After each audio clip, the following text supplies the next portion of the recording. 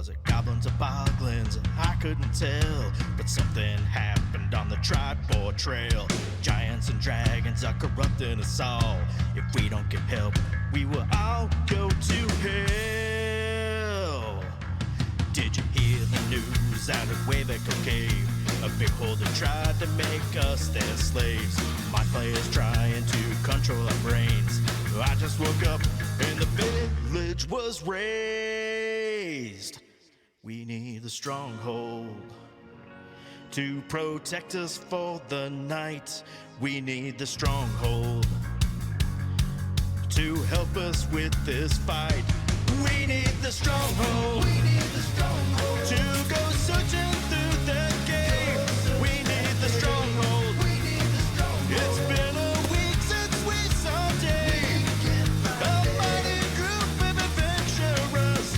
They're heavy just hell, but they may be mad enough to get us through this spell. When they are together, they are the Stronghold. We are the Stronghold. We're here to show you the way. We are the Stronghold. We might just have to save the day. We're just a group of heroes, yeah. We're big and we're small. We may not be the best in town, but we answered the call. When we are together, we are the Stronghold.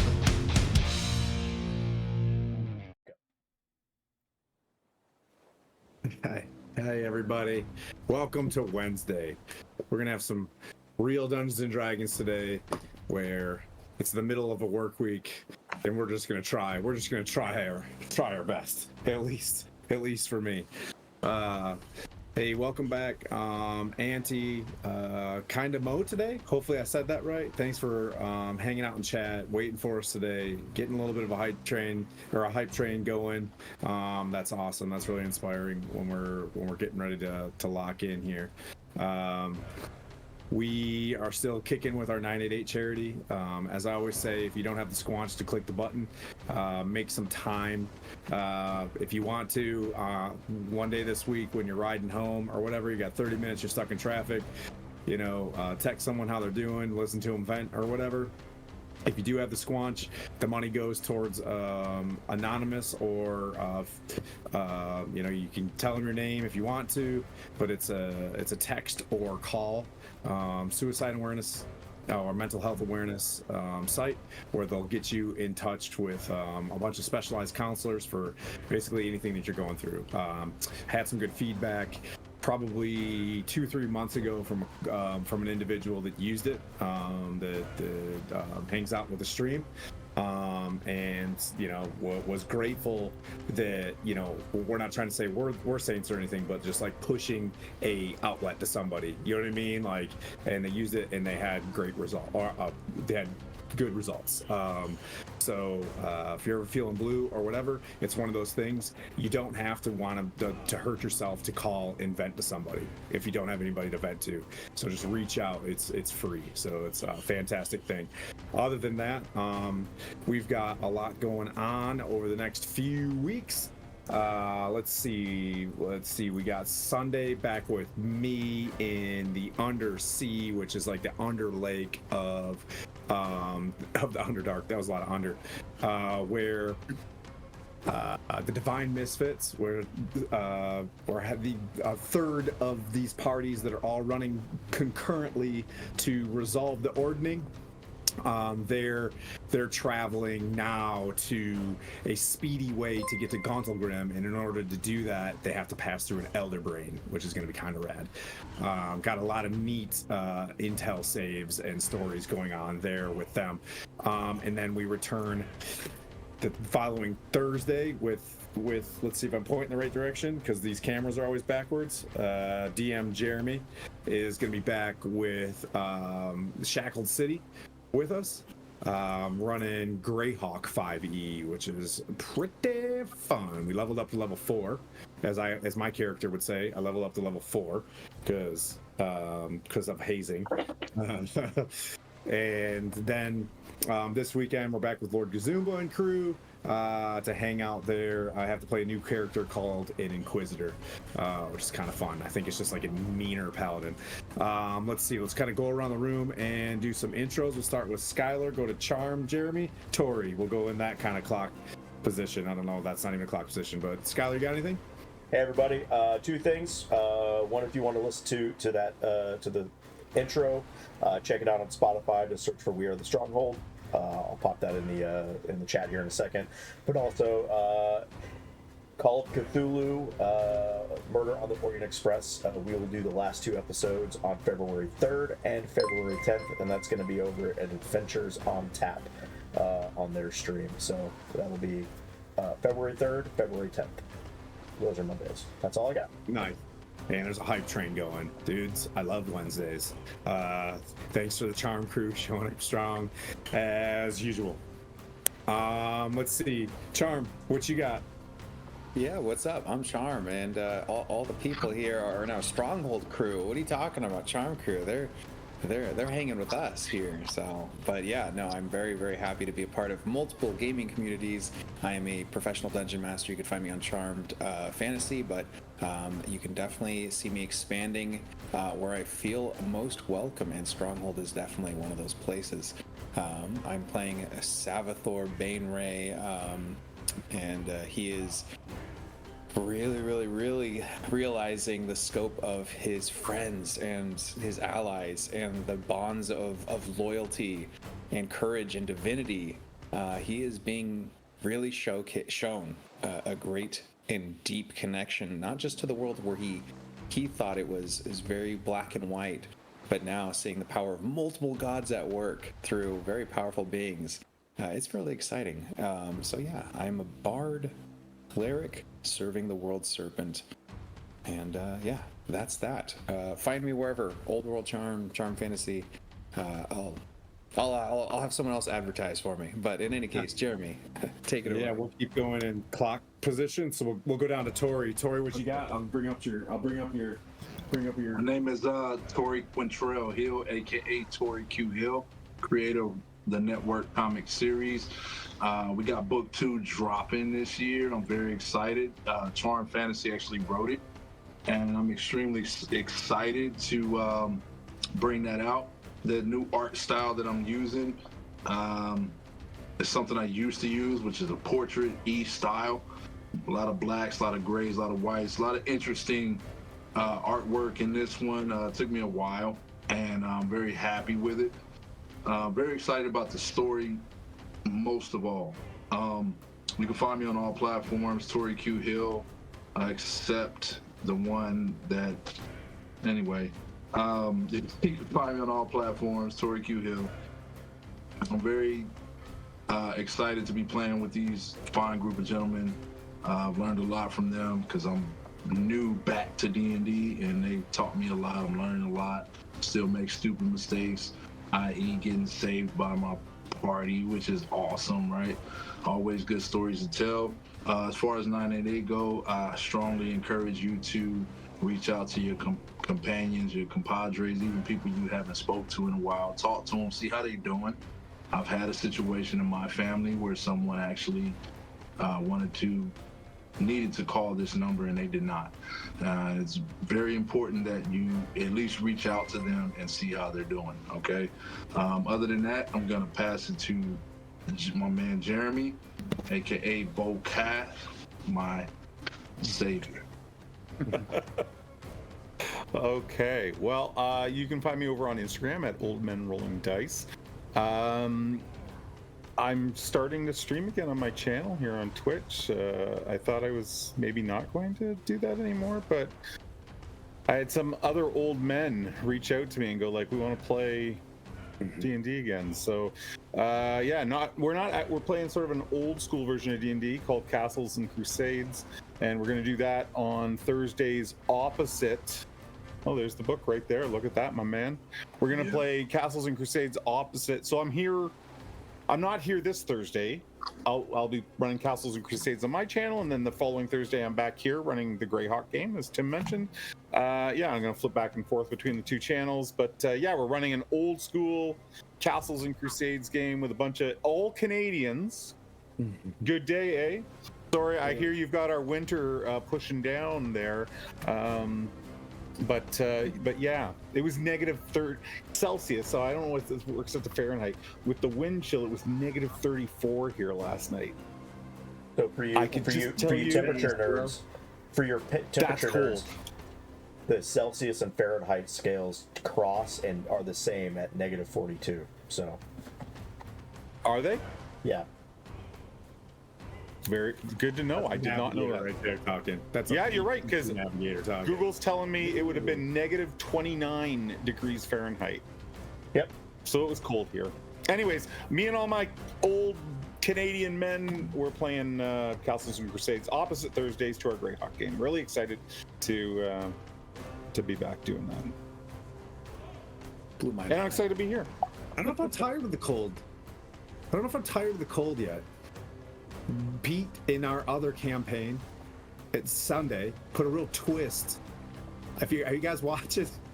We uncovered the Ring of Winter. Anybody read old school, like, Forgotten Realms? Yeah. I failed a charisma check by a 1, and this thing stuck to my soul. So now there's Darth Timothy running around Faerun, so there might be problems in larger than, just regular Storm King's Thunder. But thank you guys all for showing up again on a Wednesday. Everybody's got like a lot of stuff going on all the time, and it's really cool, and it's kind of fulfilling when people come back to the table as well. So I'm gonna try my damnedest to get my shit together today as the creativity hopefully starts flowing. That being said, there's been a lot going on with your party. We'll have a chance to scry in on some other parties if you'd like later on, but I'm going to kind of recap a little bit. So you guys went towards Maelstrom to look for Hecaton. You're on a overarching quest to defend the throne of Hecaton, which there's a little bit more to that because Princess Sarissa is locked in the Wormskull throne, right? Which is a bunch of beheaded heads of blue dragons, right? So dragons are not chill with this throne in existence, and the Storm King giants, as prideful and powerful as they are, they took it to the giants during like the Draco Rage days long ago, in ancient giant history.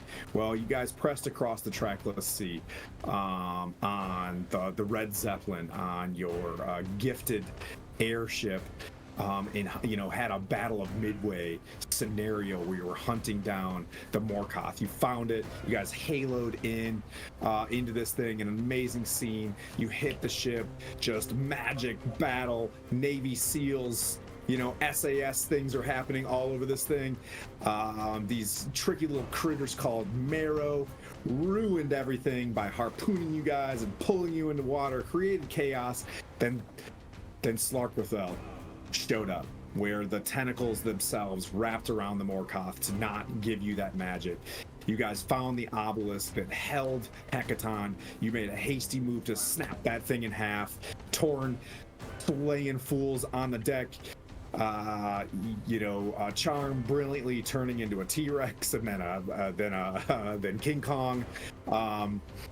Well, the DM had a mind of his own, and you guys were gonna smash the obelisk and boop out with the conch. And I decided, because I'm a big fat jerk, to just chuck Torn with a tentacle about 120 meters in the opposite direction as you guys booped out, and then your friend was stuck fighting Marilith herself, the demon of Marilith's, the lord. Well, I guess she's probably like a countess of demons, but she's quite the booger. You fought her, rampaged in a sick Naruto fight solo for a really long time, and then fell to his death, which, as a barbarian, is that terrible? You just gain more powers. So he hits the deck where water turns to concrete at about 300 feet dropping. Goes through a little bit of a scenario where Cord himself, basically the god of games, coliseums, and strength and athletics, catches wind of this solo warrior out in the middle of the sea, brokers a deal with Tempest, where Vokath, as you guys boop into Maelstrom, I love roleplay. He instantly takes a knee and is like, I'm praying for my friend. And when people dive into their character like that, you've got to own it as a DM, you know what I mean? Just my opinion. You do it whatever you want, but you have to own the roleplay sometimes. And the party didn't have the teleport spell that they expected. So we had some offerings where you guys gave up some of your spell slots for 24 hours, and you guys worked kind of a deal with one of the Solars of Tempest to broker a deal with Cord, where when Marilith was going to take Torn to the Abyss, turn him into a Glabrezu, right? And do that big torture scene the demons would do. Cord stopped the teleportation in the astral plane, pulled you guys in at the same time. There you guys are, floating in space rocks, having an epic battle with Glabrezu, which ended up being the worst of the boogers with their stun. I was really surprised with that. Blandina just saves the day by not getting hit by 6 attacks from a Marilith with her 3 armor class, just rolling around, throwing up shield, doing all these things for everybody to repower up, smoke the Marilith. Torn King cuts into her, rips her heart out of her body.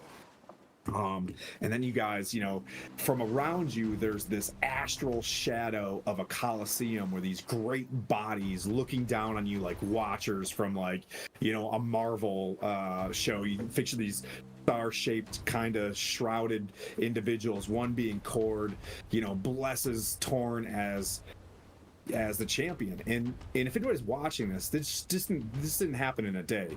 You guys have fought level after level after level, alone and unafraid, just getting smashed. You guys are now the heroes of the realm on what is the bidding and the act of the gods of the realm. Your job is to restore the ordning while the gods are doing whatever they're up to, keeping the world in balance. So you manage to grab the heart, which we're going to work with that one. So you have Marilith's heart. She gets banished back to the Abyss, where she belongs, where she can't return to, looks like the astral plane for 100 years. It doesn't necessarily mean Faerun. So you guys arrive there in Maelstrom. Torn being exhausted.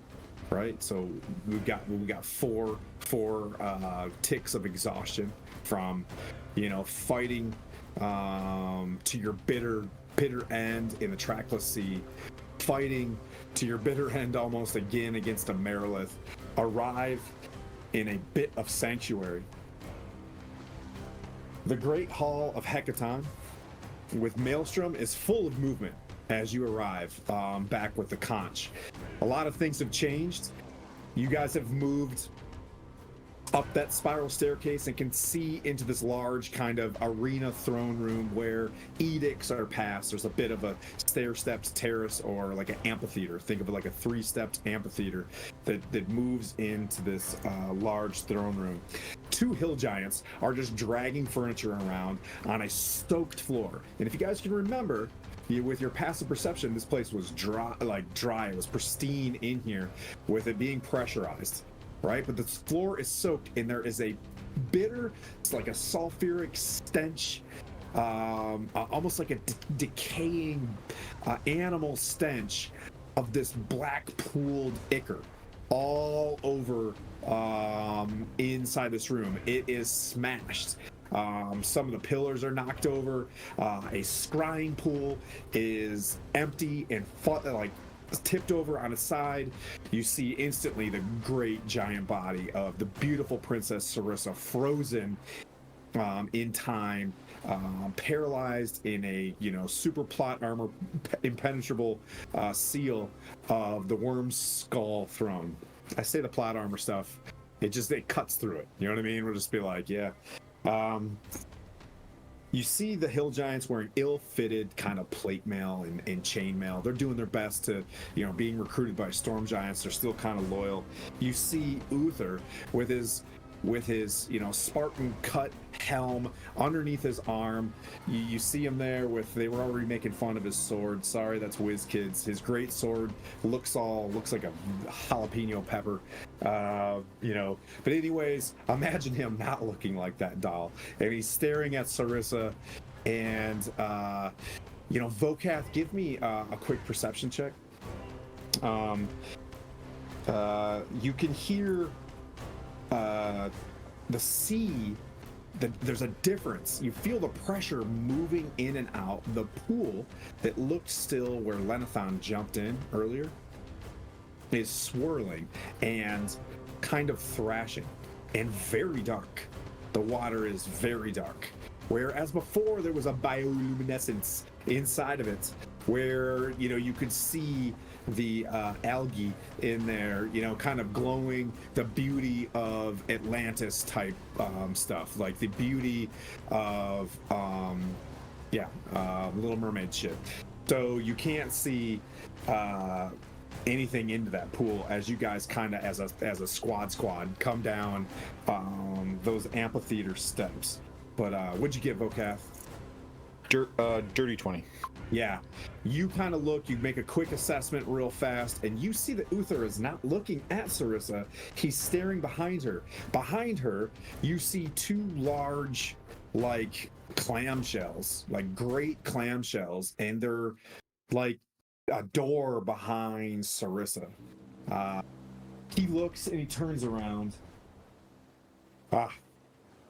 And I'll kind of go through the same scenario I went through last time, if you remember. He's like, oh, blessed knights of Maelstrom, you've come in the nick of time. And he walks up and he's got this, it looks like a little baby notebook in his hand, from his giant paws. And he walks up to Blandina and he's like, Your Grace, Your Highness. And he extends to you a dark teal, frozen trimmed book where your spell book. He's like, your friends not only saved me, but they brought this back to you. Looks like you dropped it somewhere on land. Yeah, Sorry. Dropped. Yeah, we'll say I dropped it. Fucking Mark Asters. Hey, it's like, where did you get this? Your friends, the great Noinek and his revengers arrived hot on the trail of Hecaton's imprisonment. It looks like they came here to get a quick status on where we were before they pressed to Waterdeep to begin a hunt for something called a Ring of Winter to empower them before they went to the great desert of Anarok to face Lenithon.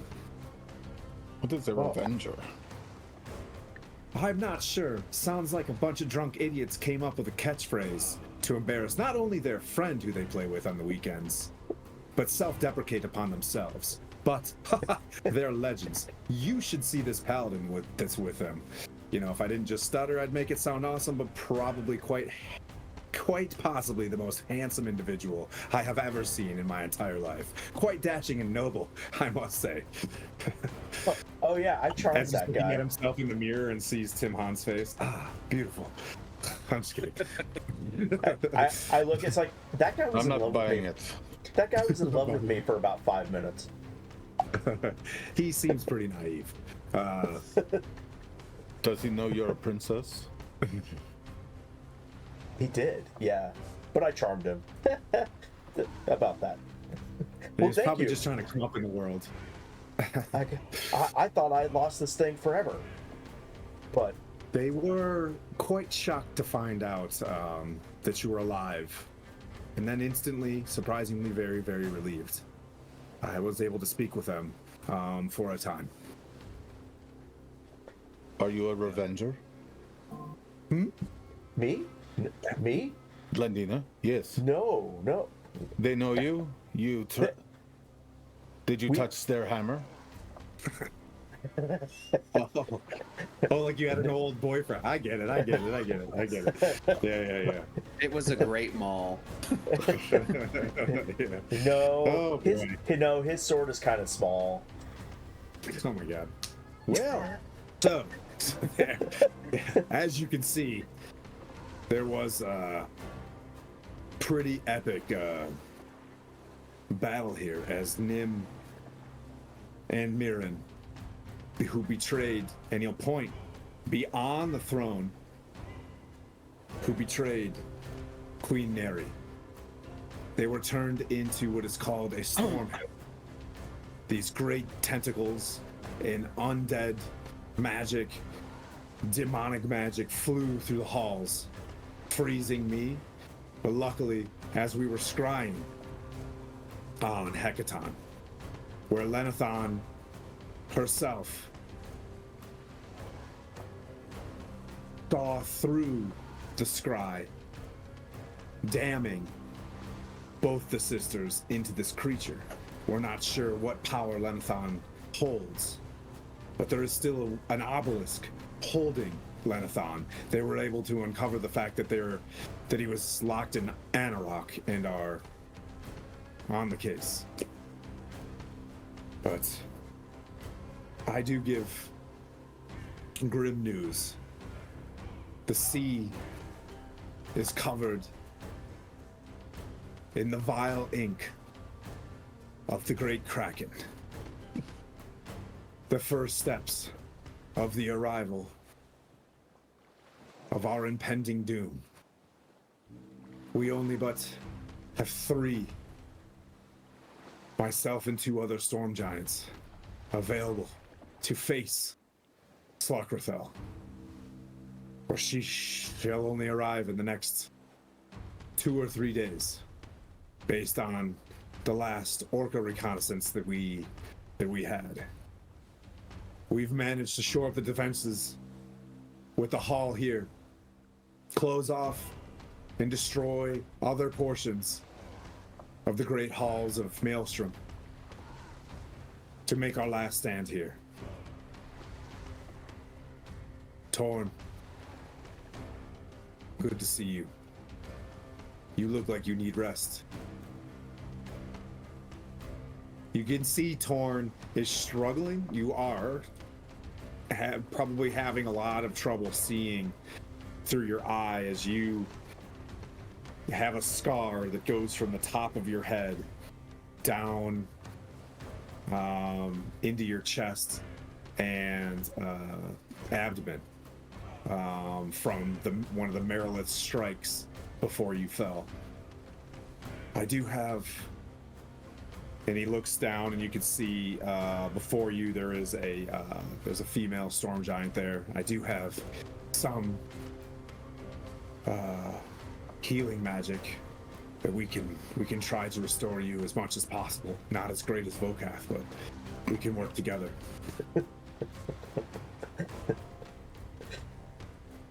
I think Vokath would just do a cursory stitch. Please do. Chicks dig scars, let it heal. We have we kind of have so Vokath, having died once, the D4 of Destiny, he has the great victorious smell of the battles of Tempest. Torn, you rolled, when I did mine, I asked you to roll, you rolled a permanent scar. Which may or may not be pretty tight for a barbarian, but it's somewhere. You can decide it. You have your agency. You know, you've got a permanent scar of your choosing. An extra belly button. An extra belly button.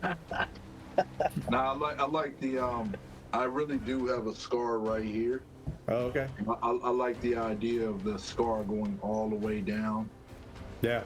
It's just like you described it, but it's healed now. You know? Yeah, I think that's dope. So Uther, stands there. We don't have a lot to offer. But the hall is yours. I I hope you would stay and help us defend the throne. As your friends, seek out Hecaton.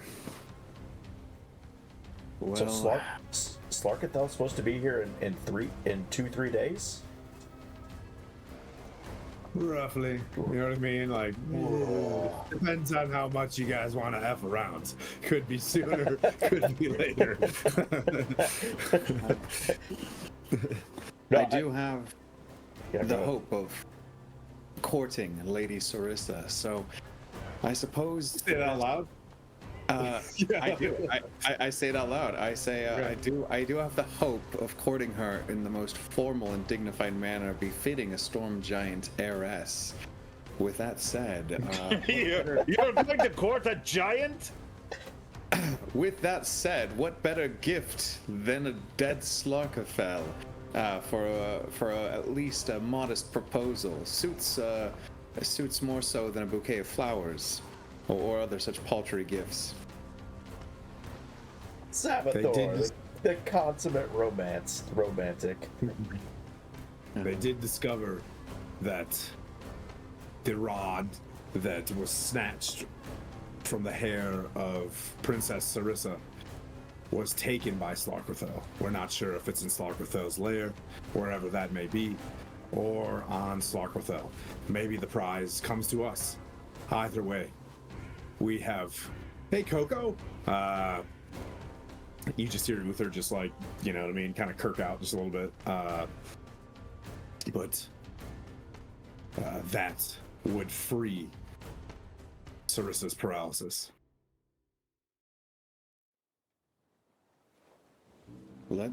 I'd put in a good word for you.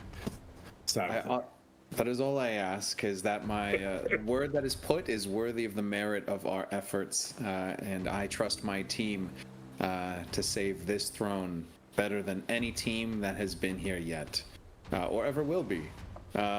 We are not here to revenge, because that would imply that we've already failed. Are you saying revengers fail? Is that what you're saying? Would consider yourselves the pre-vengers, as he looks, you know. Like a pre-workout.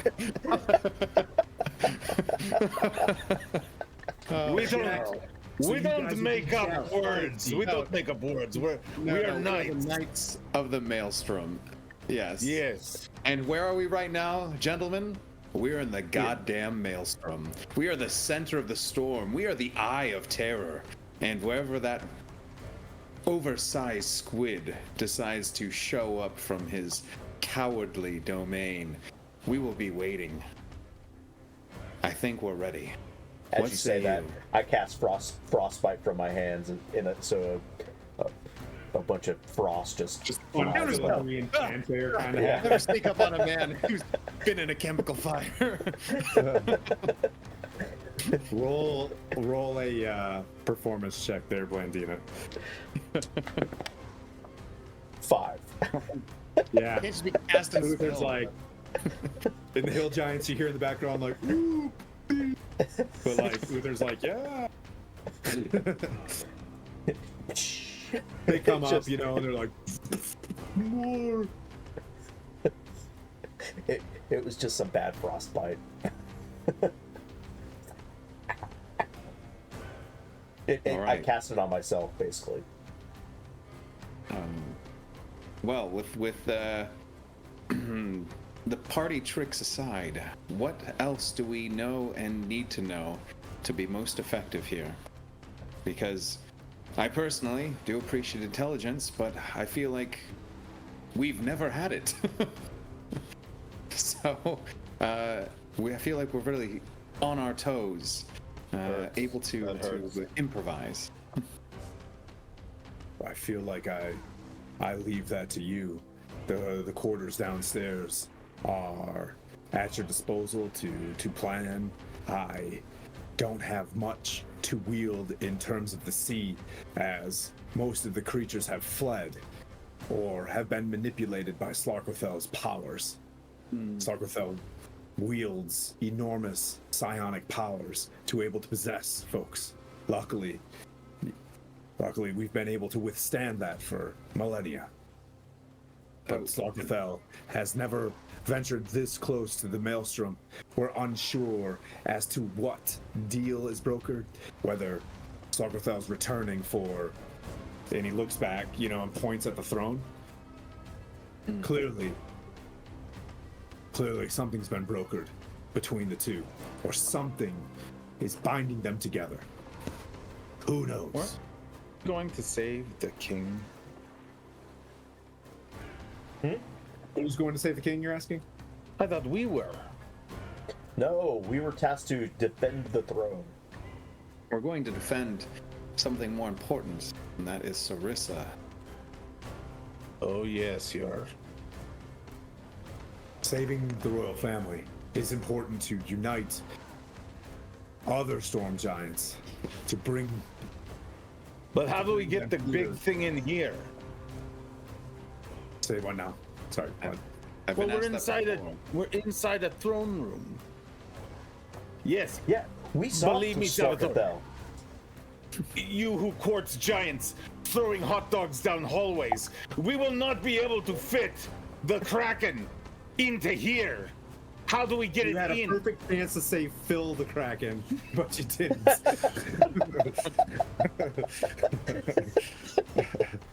How does it get in here? That's the question for the Kraken. I mean, if the Kraken's mission is to endanger the throne, he has to get close to the throne. That's a good question, though. Maybe we should fight it out in the ocean. That's what I'm saying. Yes, because that's historically worked out very well for us. You saw what happened meaningfully at last the time. Recently dead. I saw what happened last time. Yeah. It wasn't good. That thing took that ship like it was nothing and then darted off. We have our cloaks. We are the knights. Okay. For once, I'd like to fight on home turf advantage and not give it up so freely. What if it Okay. brings the roof down on us? Volcath. I tell Well, you. then if the root comes down, then we have Hey, hey, princess. The big boys are talking. I turn away. We I don't walk away. mansplain in front of Princess Sarissa, good sir. I, And I, there's a point he points at the wall, like, no mansplaining. I just turn around and I walk away towards the rooms. Like, I'm gonna go take a nap. Is there a way for me to grab, not harshly, but like kind of gently get Blandina's attention, so and Salvatore as well, and we huddle and speak? I don't want to talk in front of anybody. I just want to pull everybody gently to the side, huddle. Is there a way to do that? Yeah, absolutely. Yeah, Great, he's got so- things to do. He's over there, like, nailing boards because the zombies are coming. He's classic, just grabbing as many boards for the zombies. Are there windows in this room? No. Yeah. Okay. So I pull everybody to the side and I say, wait. I practiced this. Hold up, wait. I wanted to thank you. Hold up. I wanted to thank you for bringing me back. I feel that my failure to succeed in battle has only made me stronger, but most of all, smarter. I do not think that this battle with the Kraken should be fought in open waters. We need to devise a plan. And I'm kind of facing Bocat. We have to let, though we are great in battle, we have to let those who are known for thinking devise the plan. This is what I say to Volcat, by the way. Well, first of all, dude, nice. Playing D&D, stepping into your character. Not only do you get inspiration for this, but all of you coming off the battle of fighting Marilith herself, facing Slarkathel, you all feel like you're just a little bit quicker. Like, your spells are a little bit faster. Like, you have more repertoire. Like, you're a little bit closer to Tempest. Every one of you, as you look down, you feel just level 11 kind of occur as Uthor just looks and he's like, I don't think you have any time before she arrives. You best plan the best you can. Think of anything we can to defend this room. I think she's outside, waiting. I'd stop in my tracks as Torn starts walking, just to reflect on what he's saying, and I turn back around and say, Torn, we wouldn't be this group without you. It's a pleasure and an honor to battle with you. And I hope we can do this again with Sarkathel. We will be victorious. And I turn back around and walk back towards the rooms. So with your newfound powers, you know, not only can you think about these things, we'll give you enough time to rest, heal your wounds, get tightened up for that, you know, commando team room, you know, scene where you're taking the paint, you put it on your face, and you're getting your Bowie knife, you know, down by your calf, because apparently that's a good place to. Well, I mean, I guess if you're swimming, that's fine, or a jump master, but or a safety, but so you guys are level 11. You guys can discuss how you want to refit and, you know, do these things. As what I'll say, the montage occurs where just these huge swells of, you can see just the ocean itself encapsulating. Now imagine this wolf surrounding you, knowing how powerful you are, using everything in its capacity to lock you all in. You can see just a little bit of fear from, you know, some of the storm giantesses and the two remaining storm giants. Can I spend time with a wet washcloth and tend to Sarissa, like her brow, making sure she, you know, being paralyzed, she doesn't have a temperature. Maybe try to like treat someone as though they might be itchy and trying to give them physical, like, help. Just like dude, I bet you're scratchy, like right here. Yeah. In the most like caretaking, where however is appropriate way possible. Do a medicine check to see if, you know, on the other side of this paralysis, there's not a Kill Bill moment where it's like, you know what I mean? Like that would be scary. The wagon.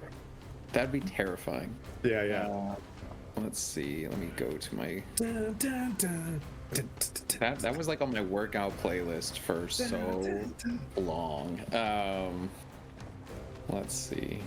All right, I rolled a 15 on the dice, and then got to go to my character sheet because I was just updating it for the level up. I think the heat's turning back on in Texas. Oops, see it, Torn.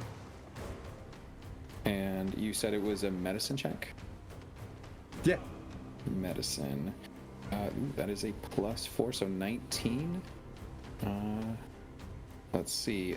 If our proficiency goes up at this level, it'll be higher, but by 2. But if not, then it's. What I'll say is, regardless of the paralysis, you noticed that her braid was undone and looking unkempt, right? And I'll say, you just walk up.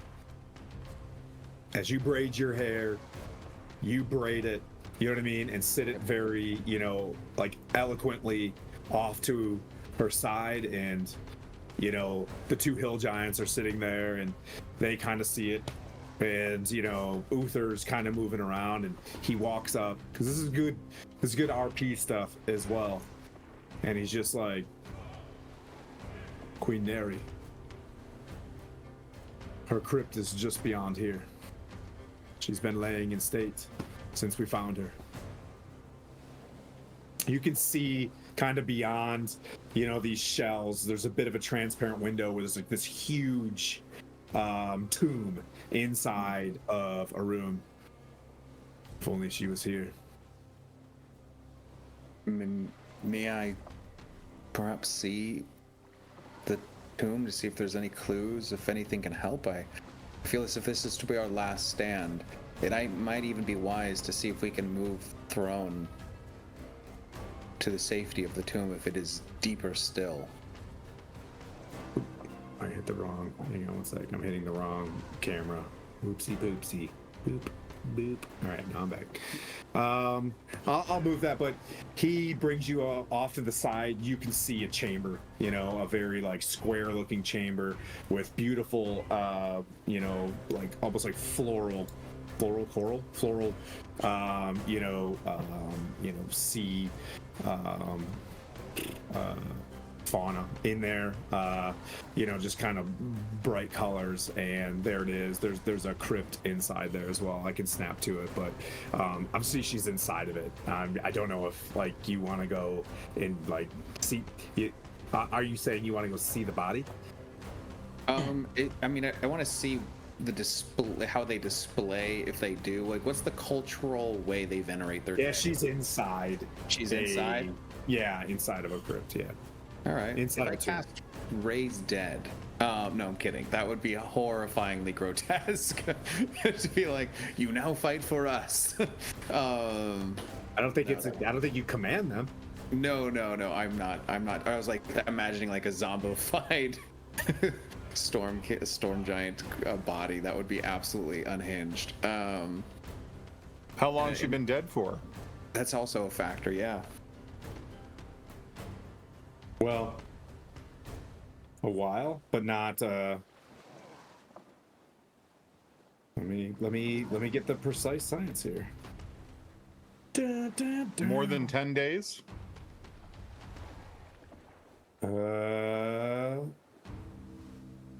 Yes. I feel like trying to remember. If it's more than 10 days, I can't bring her back.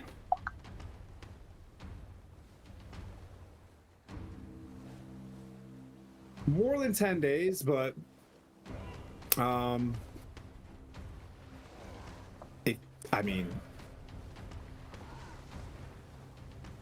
rituals are rituals.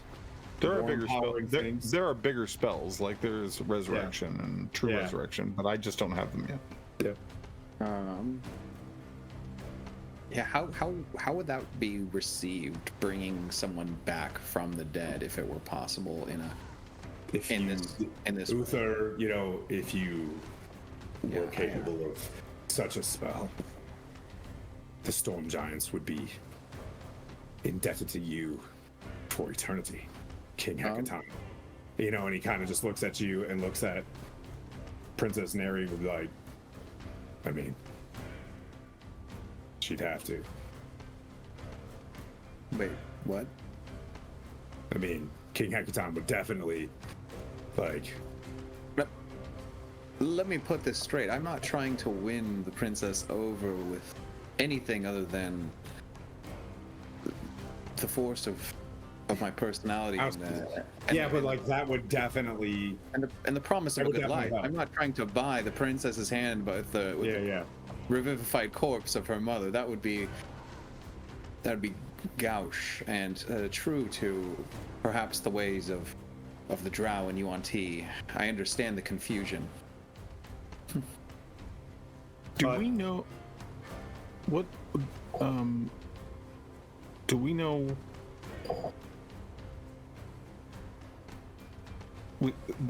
Slarkathel doesn't bring things back from the dead, right? We're not dealing with undead here. We're just dealing with not a really big monster.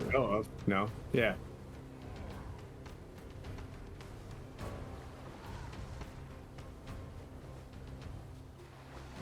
Sarkophel has enormous powers over the ocean, right? And creatures there. Okay. Yeah, that's why we don't want to fight in the water. Don't want him to show up with his aquatic. My concern is she's big enough she can. It is a she, right? Is Slarkathel Clarkathel's a she. That's what. Okay. Yeah. Like she Yeah, can bring the Clarkathel's roof down the- and bring. She can bring the water into us. Like it's irrelevant. That. Right, but at least we'd have bottlenecks. Well, I'm just worried that bottleneck fair, but I also don't want mortar and pestle. Like we're in the mortar and she's the pestle, and we are whatever the hell gets ground in between. So there's that too. Oh. I could pick up Wall of Force. To prevent the mortar and pestle situation. I can don't take know if I Wall of want that. Ice. I mean, if you can take Wall of Force, take Wall of Force. I don't want to use my magical secrets for a spell that you get. Wall of Ice is really good because she take damage coming through it. Oh, that is actually really cool if she can take damage from a wall.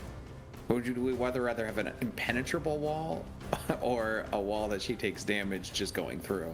Because at that point, Well, Wall of Ice might slow her down, and she would take damage.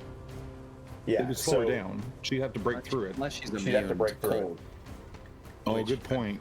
A Kraken would be immune to cold if I'm thinking like about the depth that they live in. Or at the very least, resistant, right? Or yeah. Well, yeah. So first off, it has to break down the wall, and then if it does break through it, then it has to make a con save, and it's what 5d6 cold damage if it breaks through it, or I can put a freezing sphere over the top of it. Can it And- interact with that? Basically, it'll freeze that water, and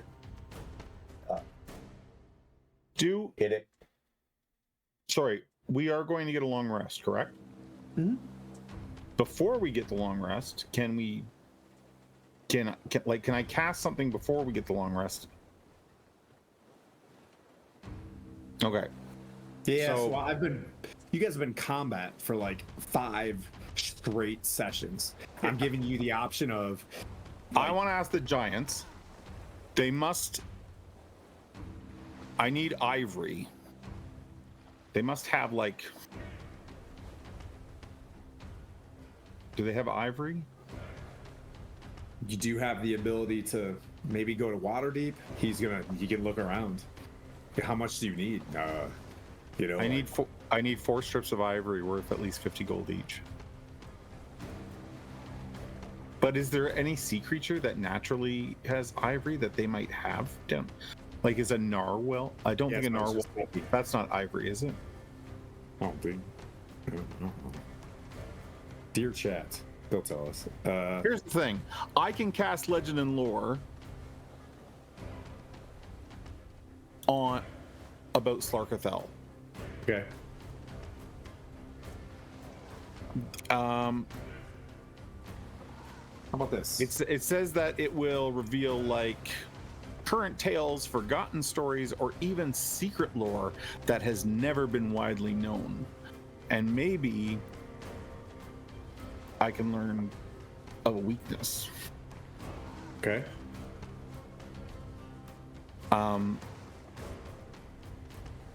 It takes 10 minutes. It takes 10 minutes to cast.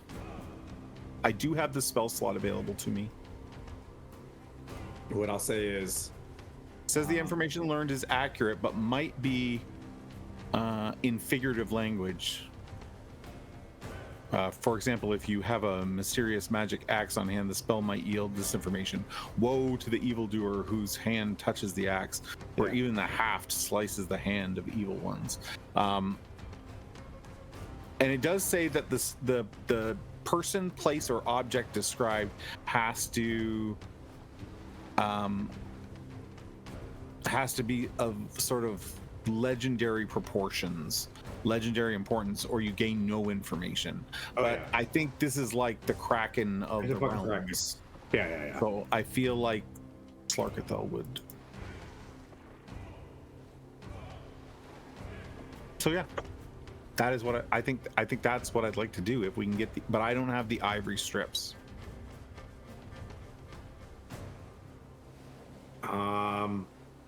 They search.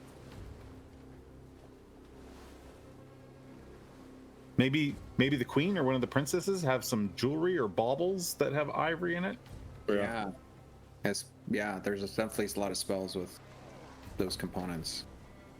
Maybe there's a storm giant that particularly, not to be sexist, maybe there's a male storm giant that likes jewelry too. I got you. My mind just went to princess because there's princesses everywhere. And yet nowhere. 2 princesses, a queen. 2 turntables and a microphone.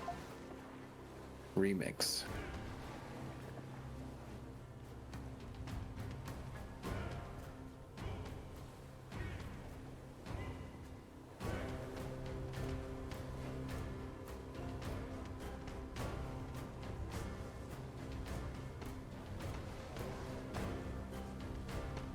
Okay. Give me one second to think. So, yes. I just like for instance, we were just asking like, is it resistant to cold? Like I'm hoping Legend and Lore will give us an idea of like, this is what won't hurt it, and this is what will. That's what I'm really looking for here. Yeah. Well, whatever happens, I'm dropping a bunch There's of someone in spells. chat just told me narwhal horn is keratin. Thank you. I didn't think it was ivory. I was just guessing. Oh yeah, because it's a tooth. Good to know. It is a tooth. Well, yes, it's a tooth. Yeah. Nice. So what has ivory? Like elephants, rhinoceros. A walrus. Is a walrus tusked ivory? Yeah. Yes. Oh, I think. Cool. I'm I pretty mean, sure. keratin and ivory can be what? Keratin could be ivory, or ivory could be keratin. But you know what I'm saying? Is it mutually exclusive for ivory? Isn't ivory also keratin? When I think about it. No, ivory is not made of I just looked it keratin. up. Walrus tusks are ivory. Okay, walrus. So, There you go. I would not have guessed that. the storm giantess approaches you. She's got like she's got a breastplate and this like a cowl, like blue cloak over her head. She's able to, she just walks up and she offers 2 earrings and bracelet, and she hands them to you, and she just looks at you and she's like, these were gifts from my mother who passed over 200 years ago. And like you have the 4 strips of ivory. Sorry, I was just taking a minute there trying to. So, perform the ritual. I tell it won't. It doesn't consume them. So Okay. you can have them back. Okay. I thank her for entrusting her heirloom to me, and Nice. I promise to return these to you. I just need something to channel the power, and that's what they'll do. Okay. So, you see, Aelrindra like walks over and she readjusts, the scrying pool. She kind of doesn't understand the ritual that you're about to cast. She's over there in the corner and just kind of adjusted camera a little bit. And she looks very curious. You can tell she's a bit of an acolyte herself, and looks at you for you to begin your ritual. I'll smile at her, You want to and cast then this. and then I'll very respectfully sort of place the ivory that I've been given around the scrying pool, and Okay. then it takes 10 minutes to cast, so we're going to be here for a little while I call on Tempest, and I cast Legend and Lore I seek knowledge on the Bane of the Sword Coast, known as Slarkathel. Foehammer, grant me knowledge of her strengths and weaknesses. Legend lore. That's is that a 5th? It is a 5th, and that is my last 5th level slot I have, but I do have one. It was left over from last time. Yeah, I'm looking at it right now. Oh, I don't see it. Oh, that's right, because it was you had it previously. Let me just take a look at it real quick. I like playing Dungeons and Dragons too, so I just want to. Since this is the first time. No, absolutely. And you as the DM kind of have to formulate what I get from it. So no, take your time. This is a big moment, so no rush. This is one of the reasons I love clerics, because they have spells like this that just kind of put the DM to work, so to speak. Yeah, it's cool because it's like That's actually my favorite class. like legend and lore. It's like, what does the world know about Slarkathel? Yeah. Well, someone has to know something, right? Yeah. That's right. Like they probably don't know everything, but they know, Like, you know, Elminster something. probably knows some shit. But even if it was like you said, if it was like she's immune to cold, then we now know, like, this is going to help us in our spell choices and everything too. Yeah, immunities and resistances would be really big. For at the very least of planning. I mean, again, it doesn't exactly stop you from getting hit by a semi-truck, but at least how to tuck and roll. Oh, man. At least you know Bracken-sized that truck. you know that semi truck is it doesn't got a- take well to metal strips on the Right. road. Yeah. Can't handle sharp turns. Yeah, that kind of relevant knowledge to help you survive. It has a blind spot. I'll take that any day. Where's the blind spot?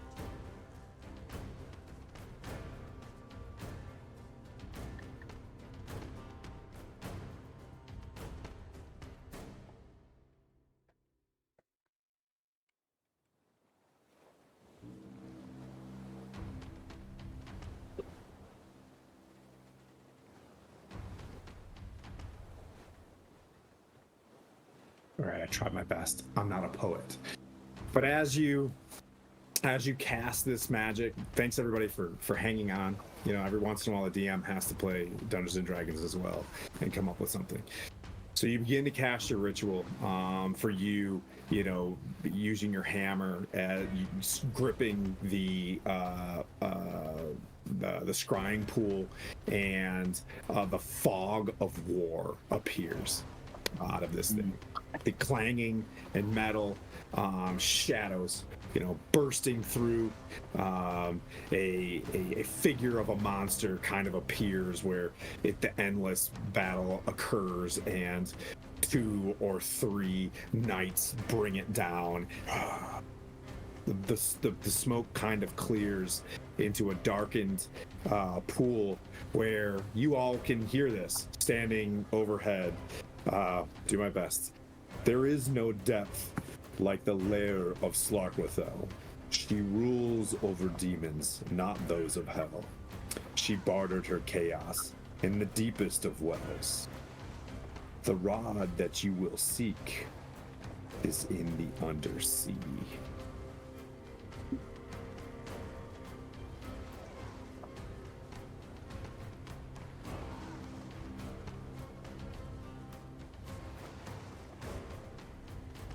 I'm gonna mute myself because I'm gonna say something that has no relevance.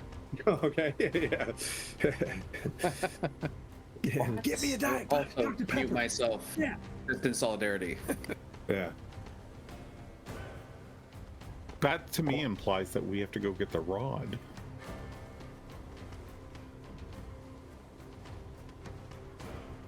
But I have a rod, by the way. Oh, I got you. You couldn't resist. Oh, The rod of lordly might.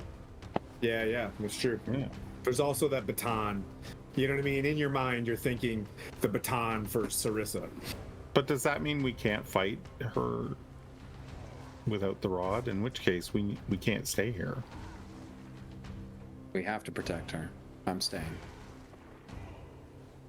But if we need the rod, Then Well, other then heroes can Did get we it. defeat But we take her Slarkathel? with us. We defeat Slarkathel, and then we go to Slarkathel's lair. Yeah. Could we take her with us, Charm? I mean, Sabdo. I doubt the storm giants would be comfortable with that. Comfortable. It's about survival at this point. But she's not ours to take. This is still the heir to the storm giant throne, and these are her people. And what about the demon? What about the demon lines, but not from hell? Yeah. Why don't they accompany us?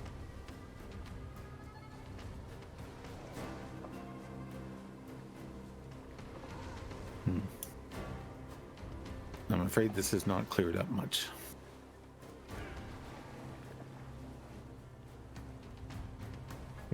So you guys you hear this information. It is legend lore. It would have been something that's kind of difficult to see, but it's actually kind of awesome. An inspiration for yourself for kind of uncovering basically where the lair of Slarkwithel would be.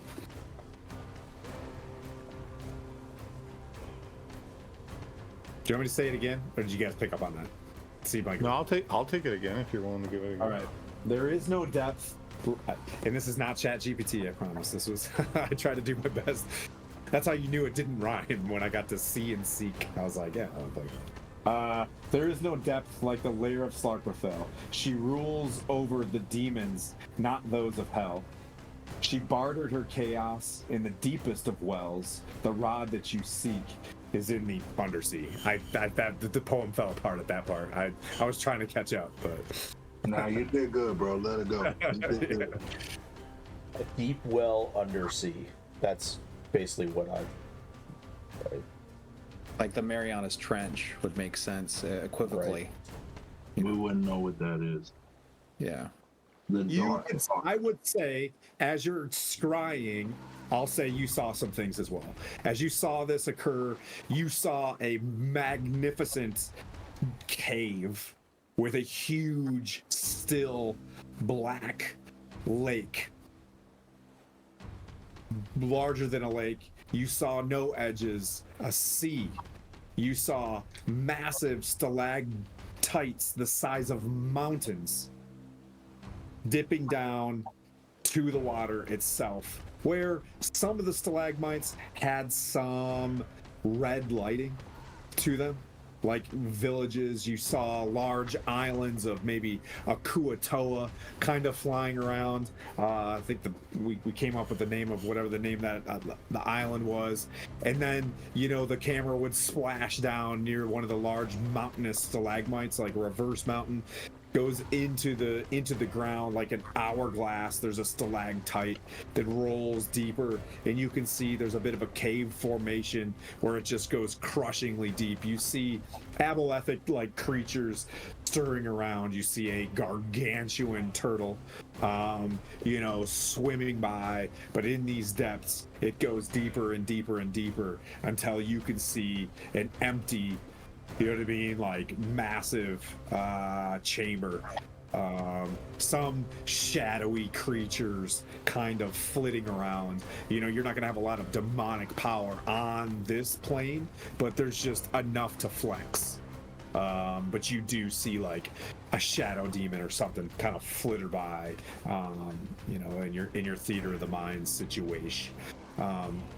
So you're thinking to yourself, all in your passive perception, your passive wisdom and intelligence, that, okay, she's here, you know what I mean? But the rod isn't, like she's got to go. She's got to be defeated, you know what I mean, along the way. Whether we defend the throne and, grab this baton that can release Princess Sarissa. You can do whatever you want. You know what I mean? Like, but your characters do have some perception stuff as well. Sometimes I like to. Now, I could be out of pocket, but I kind of turn to Salvatore and Blandina, and I say, what's the plan? If we're gonna stay and fight, then I'm willing to die for my friends. But if we're going to achieve this mission, I'm looking to you to give guidance. Oh, we have to kill Slarkathel before we get the rod. Then we fight. Something else that you've noticed is, you know, to give you something a little bit from the monster manual, right? I think that's one thing, like a weakness or whatever. She's not as powerful, clearly not in there, right? Not what? If you're gonna fight her in there, you're gonna want to weaken her a little bit. Does that make sense? That's she's kind of a Tiamat level monster, so you're gonna want to, you know what I mean? Like, if you're gonna go get that, you're gonna want to expedite your, you know what I mean? Like, you'll want to arrive there near, you know what I mean, near the same time as her wounded return, because she's gonna be pretty powerful within her lair. Okay. Sun Tzu, Art of War.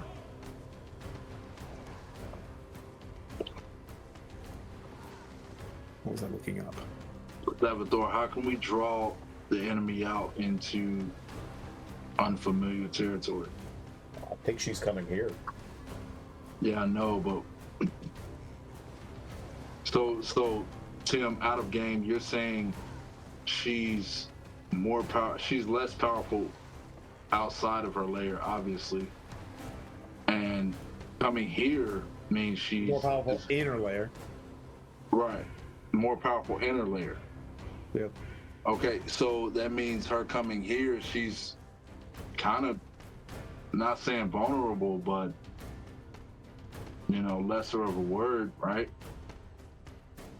Well, we saw what she did with the Morkoth outside of her Yes. lair. So still obviously extremely powerful. But Yes. we, being in Maelstrom with the aid of the stone giants that are here and the storm giants that are here, and being inside the Maelstrom, it kind of creates sort of a, could be a death chamber for us. But if Slarkathel has to come up through the pool, well, that gives us an advantage. Yes, I'd say having the giants here will be an advantage to us. At the very least, what we could do is, if we don't want to fight from here, the giants defend the throne, we flank from the air. We wait for her to show up, we drop down and essentially get behind her and have her in a pincer between the storm giants of Maelstrom and us, and force Slarkathel to make a choice. And if you make enough choices for your opponent, you have an edge, and if you force them to make enough choices, they can make a mistake. Is this a private conversation? Are you guys holding this at the scrying pool? Are Tharlan, Thunderstrike, Erlundra, and Uthor still there? And the Hill Giants? I probably wouldn't want to, just in case we have a spy. It's Dave and Kevin, if you want to know the Hill Giants. Yeah, I don't. Everybody else has got a cool Faerun name, but Dave and Kevin. You know what I mean? For all you Dave and Kevins out there, they're trying their best. All D and K. You know what I mean? Donkey Kong. I love it. But yeah, I would want to I want to create the plan away from the potential spies that she probably has. Yeah. Okay. Yep. On the off You guys chance. are so paranoid. Why are you so paranoid? What? Paranoid survive, baby. Slarkathel has gotten away with so much, and I feel like you can't get away with this much without having someone on the inside. Yep. And that freaks me out. So for the next few minutes, once you guys are kind of devising your plan, also kind of think about how, you know, we're going to play a little bit of D&D. How is your character advanced a little bit? We did this the previous weekend, so Blandina knows what's going on when we leveled up as well. So every time there's kind of a pause in whatever to kind of keep things going, I'll just call on Blandina, and then we'll go around the clock in terms of like, hey, you're all leveling up. We're going to do it in session. So like, what does super rage mean or whatever, kind of read into it and be like, hey, I kind of learned how to do whatever. So in this planning, you guys can like, you're you're telling about your character maybe, and how to best utilize those new feats, or well, obviously there's no feats in this one, but like for Vocath, I can tell you open up a 6th level spell slot, so got super powerful. Which I think, did Blandina get 6th as well? Nice, nice, yeah, super spicy. Yep. Something that I could say that your scry of Slarkothel is like, you're still pretty well outgunned. Okay. You want us to do that now? If there's no, in the lieu of planning, I'll let you guys kind of think of how you're gonna face, in Stronghold the Maelstrom. So Blandina, you're sitting there. How anything significant occur with Blandina as you're sitting around and you're like, So what I'm realizing from the last fight is I didn't pay enough attention to when I leveled up to 10, and I'm realizing that if I target something with an enchantment spell, that I can target 2 creatures with that same spell. So I have to remember that going forward. As for this level, it basically gets me access to a 6th level spell slot and 6th level spells. So I'm going to sort of, I don't want to say leave it up to you guys, but I have a couple of options that I think could work in this situation, especially with the setup that we have. Like, I could do Freezing Sphere or Wall of Ice. I get 2 spells, for this level. So I could take either Freezing Sphere, which I could do it in several different ways, but it explodes and does 10d6 cold damage on a creature. Or I can create a Wall of Ice, which does the same amount of damage, but also, forces it, keeps it in, creates a barrier. And that would consume my 1 6th level spell slot. Nice. I'm playing you next time. So I don't know which one works the best, but I would take one or the other. What do you guys think?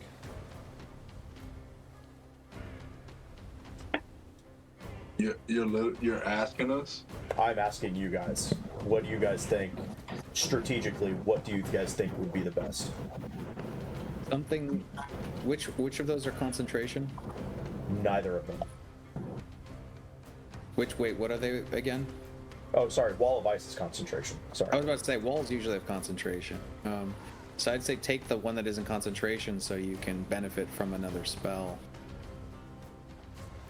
Because concentration, just getting eaten up is rough in these fights because it limits your options. Consider it done.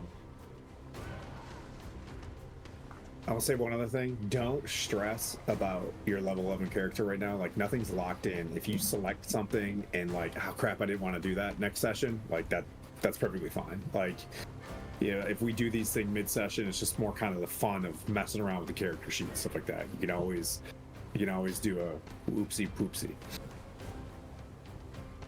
Unless it's in the middle of combat and you're like, oh no, I actually didn't want Spirit Guardians. I want to, you know what I mean? Like, then, kind of not much changes for me. I just get I get that 6th level spell slot. Yeah, So that's the same for me. I get a 6th level spell slot. I get 2 new spells. That was it. But from the last fight, I completely forgot that I have that split enchantment, so that I could have been hitting the Marilith and one of the Glabrezus at the same time with what I was doing, and didn't realize.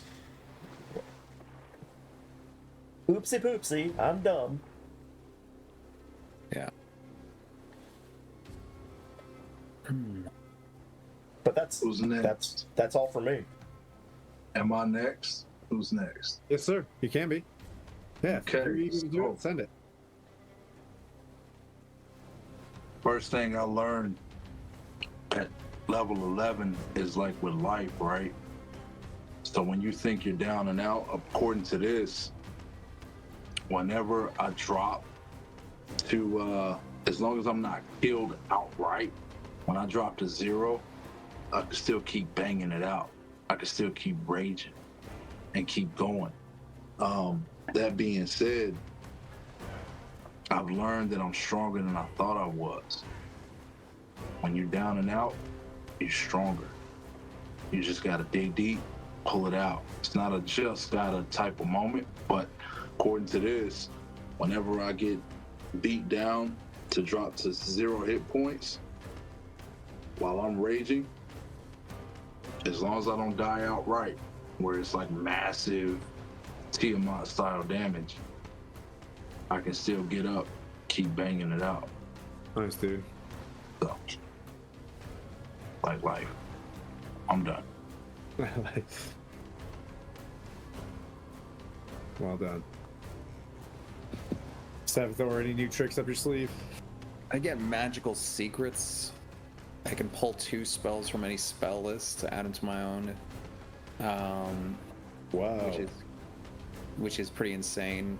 So like a cleric spell or a wizard spell or Right, so I will be grabbing Find Greater Steed, probably, because I want to be able to ride into battle with a like a serpent-scaled Pegasus, you know, okay. that kind of vibe. Yeah, okay. You're like looking at the wall of miniatures. Yeah. I'm like, where's a quaddle? What are they called?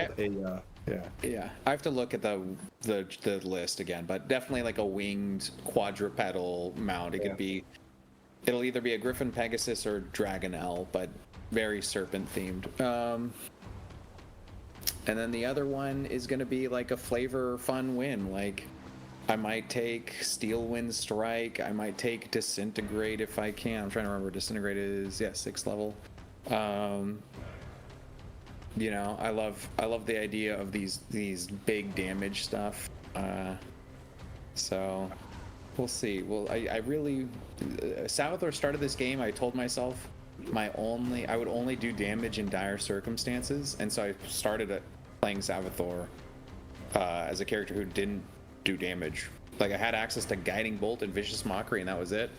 And then over the course of this adventure, I've just had to do damage. I've had to turn into things that eat and punch people. I've had to blast, spells. And Savithor went from this person who didn't get his hands too dirty to, when his hands get dirty, it's literally going to invoke the Avada Kedavra capacity of spells.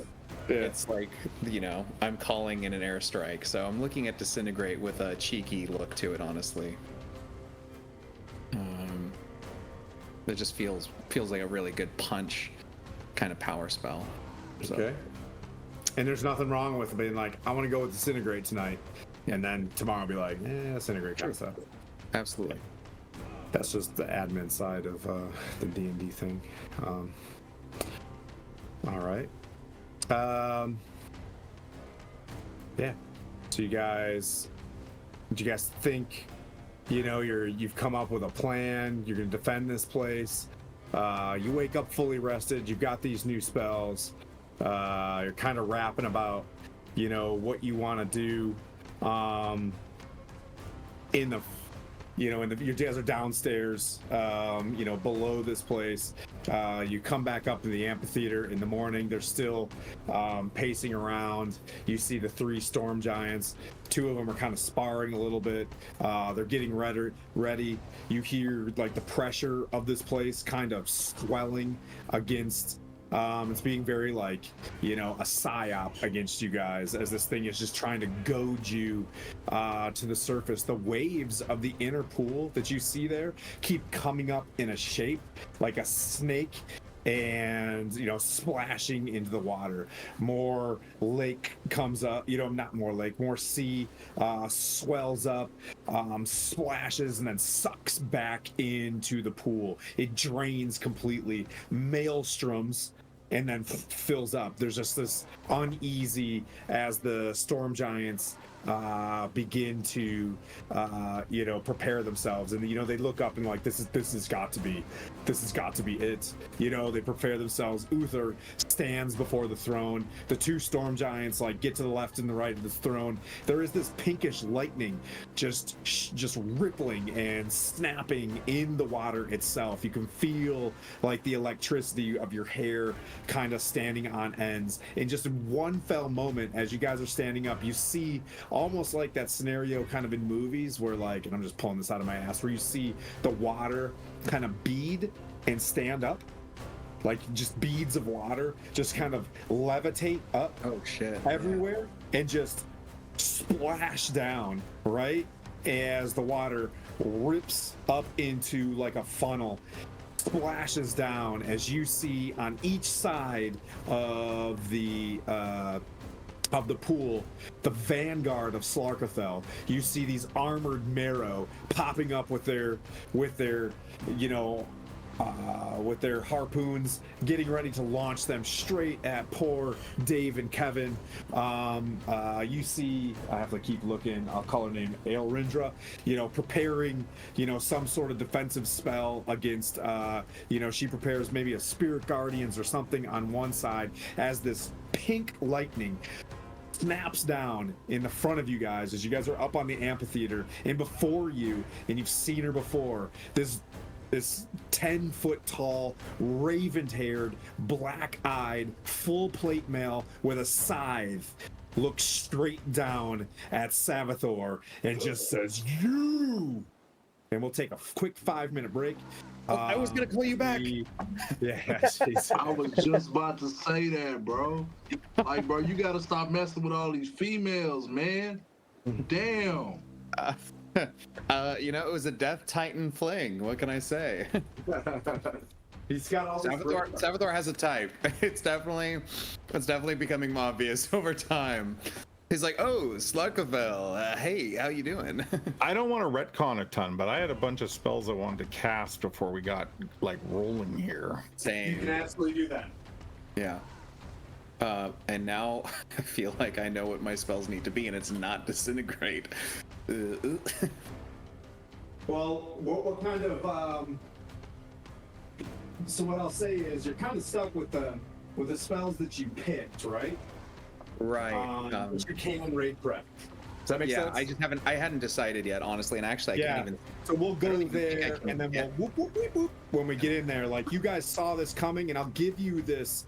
You guys are the four amigos coming down the stairs, and you're prepping all the skadoosh, like, you know what I mean? You're drinking the potions, you're doing the stuff as these things kind of happen. I'll give a video game pause because we like to have fun playing games. Yeah. Also, I like testing out your level 11 character. Yeah. You know what I mean? So, like, yeah. So we'll take a quick 5, and then we'll come back and we'll roll initiative and have some fun tonight, play that part of Dungeons and Dragons, and get going. Okay. Be right back.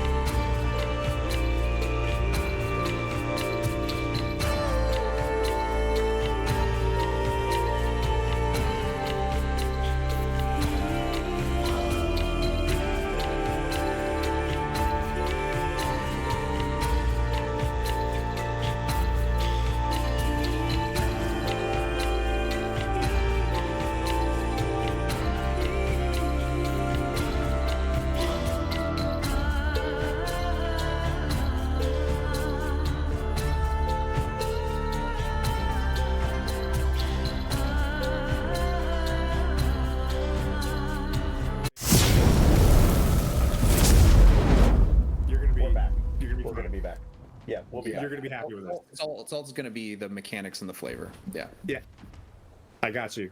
I got you, pal. you're awesome. Okay, so we are back. We're kind of sorting through some things. Folks are raid prepping. We'll kind of go around the room. One of the raid preps that they mentioned, because I kind of overstepped and kind of pushed the thing going just to kind of get dudes in the batting cage to begin level 11 stuff as this siege begins. As the party, has their moment where they're walking down the stairs, it appears, hey, good morning, Zerg King. It appears that Vokath also had a surprise for the party as you guys hear the heavy footsteps and the clang. As you look around, there is a flaming sword sitting next to a bright white-chested, blonde-haired, beautiful wings standing behind him as he is called upon the diva, Flame Tongue, with his level 6 spell for the day, to stride behind him. The marrow, hiss in some sort of demonic fervor, and they bear down as it looks like this match is about to set. We'll go to Blandina. Did you have anything? We'll keep going around for the raid prep spell as we're discussing Dungeons and Dragons things for folks watching. I quickly do a prestidigitation and give myself and that smell of like the coldest of days when it's about to snow, like blizzard, like that smell outside. Oh, yeah. It's super still. That's what's around me right now. Okay. And immediately after I do that, I cast Mage Armor on myself, and you just frost just consume my entire body as Mage Armor pluses me up to a 15 AC. Nice, dude. Yep, I'm scrambling because adding the diva to D&D Beyond stuff. Thank you, D&D Beyond. Oh, what I will ask is, what did you sacrifice to summon the diva? I'm going to Here's how I'll play this. Sacrifice something. If I don't think it's worthy enough, that's how long he stays in the fight. If it's worthy enough of it, he'll stay in the fight. Does that make sense? yeah. Okay. I will offer I'll offer back to the armory of Flame Tongue my plate mail +1 that he gifted me with the flames and marks of tempest all over it. Okay. Suitable, you can see him wearing that armor as he, you know what I mean? He straps it on. He's like, back where it belongs. I see, Vokath. He's a sick diva, but he's got a cool Tempest beard, as well. And he wears it through the battle as a proper offering. Let's see, and I'll raise his armor class up for that one too. Let's see. Sabathor, you got any raid prepping? Yep, I will do the summoning the steed. Okay.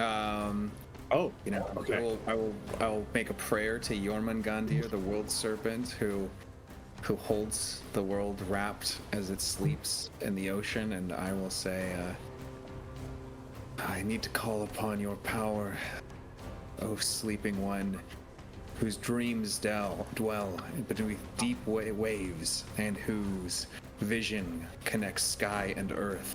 I must take to the sky. I must be able to be out of reach of great foes.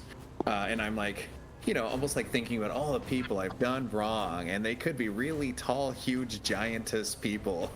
I really want to be out of their reach as I cast that. The beads of water that just fell onto the ground, they kind of pool at your feet. I gotta bring this up real fast. I'm trying to get a Pegasus or something at the point. We can hang on and listen. I don't think you'll be disappointed. Let's see. let's see, what are we doing? How do I go back real quick, fast?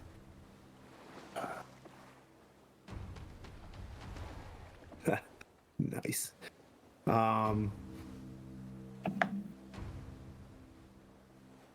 So as the water kind of pools around you, the water forms into like a large snake with, like the fans of the gills on the head of the snake as you see a vicious visage of Jorgmonder kind of at your feet as you call this thing, and the visage stands up and flashes out these rainbow wings as a coatl appears Yes. in front of you. So we'll go with this guy. Dude. It just looks at you and it's just like, friends, we meet again. What is your name, noble being who I am called Nymestra. There is great danger here. And it basically curls around your waist and lifts you onto its back. Oh my god. I'm Eldorado. On a trail we blaze. It's fun being a barbarian in these scenarios because I'm going to assume someone rages. I assume someone rages. Immediately. I was just waiting on my turn to speak, bro. Yeah. Okay. Yeah, go for it, Tori. Like to rage. All right. So I see everybody prepping for battle, and immediately I start to think about my childhood, and it just pisses me all the way off, and I just go bananas. I'm just ready for whatever might come, whatever's in front of me. And I see this thing in front of me, wearing the armor, saying what it's saying. I just get immediately teed off. You burst into rage. Your blood sword, or your blood axe, just begins to swell, and you just feel it going dry from thirst in your hands. As you sit there, it begins to just like almost quiver against you as if it has a sentience. But it's just the two of you, working so hard, but you can feel it surging forward. Let's see, we got all the raid prepping going. I'm sure Bocath, you got one more? I'm not done. So I hit the entire party. I hit the entire party with a 3rd level aid, so we all have 10 temporary hit points. Everybody has 8 aid. This includes the diva and the quaddle. Yes. I love it when the summons get love too, my man. That's cool. I'm death warding myself. Sorry guys, I only got room for one of those, and I'm your cleric, so we get 10 extra hit points. Everyone gets 10 extra hit points from aid. Okay. They're temporary. Yeah, they aren't temporary hit points. They're hit points that add to our maximum healing. Oh, you know what? I don't have enough to do the summon, so it's just the 4 of us that get the 10 temporary. Sorry. Okay. Just the 4 of us get the 10 temporary. I put a death ward on me, and I put freedom of movement on Tori. Nice. Ooh, good choice. Hey, curious, when it comes to which it's overall max AP that I put HP that I put 10 on. For simplicity, we could do 10 temp, and because they give me overall max AP, max HP modifier, and temp HP. Yeah, I just want to clear. Let's put in temp for simplicity. Okay. And you lose it first. Yeah, that'll be the one you take. Cast aid? You said you cast Tori, aid. I got freedom of movement on you, so you cannot be paralyzed, you cannot be grappled, you cannot be restrained. Like anything that prevents you from any kind of movement just doesn't work on you for the next hour. It's not working, but I'll just keep that in my head. I'm at Hey, Jeremy? 125. Yep. Jeremy, I'm reading Aid, and it says it increases your hit point maximum and current hit Oh, points does it? for the duration. Yeah. So, yeah. But- So it's not but the temporary hit easiest- points. But the best way to keep track of it is using tip hit points, because you don't want to mess with your max HP every time you cast it. It's a headache. You're can right. just- So you're right. So you can get those hit points healed back. Correct. To you. Yes. Correct. Yep. Wait. Hey, please, I hate that I don't know, but please explain. What do you mean? So is temporary your- hit points. If yeah. you lost your temporary hit points, and then I healed you, you would not get temporary hit points back. So let's say first round numbers, you have 100 hit points and I give you 10 temporary hit points, and then you take 20 damage. You lose your temporary first, so that's 10, and then Right. you would take another 10, which would drop you to 90. Then if I healed you for 20 hit points, you would get the 10 back up to your 100. But you so but you we would got like an Totally getting override. ready to do war. you would not you would not get your temp back. But in this case for aid, it is actually raising your ceiling on your hit points. Okay, so it's max override is what the Yes, it is a max override. You're absolutely right.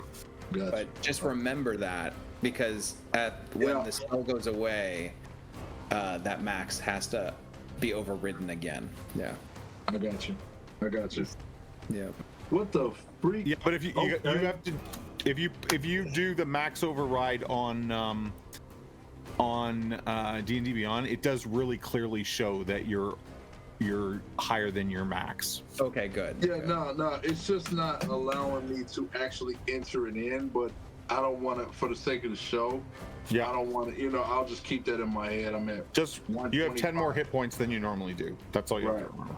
I got you. And your movement cannot be reduced in any way. All right. Let's get it with the Super Saiyan Fairy over here, bro. Yep. Yeah. All right. I'm hitting everyone with protection from poison again. So you guys get a snake tattoo of your choice that is glowing off of you and protecting you from poison damage and poison saving throws. This thing doesn't fit like it used to, Skylar. Oh, I also have holy weapon on myself. Sorry. Continue. I'm doing a mirror image on myself while mounted on the quaddle, which will actually also affect the quaddle. And then I will, let's see.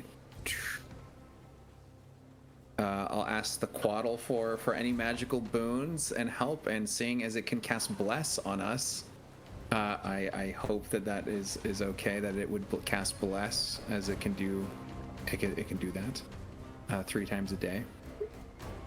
It does.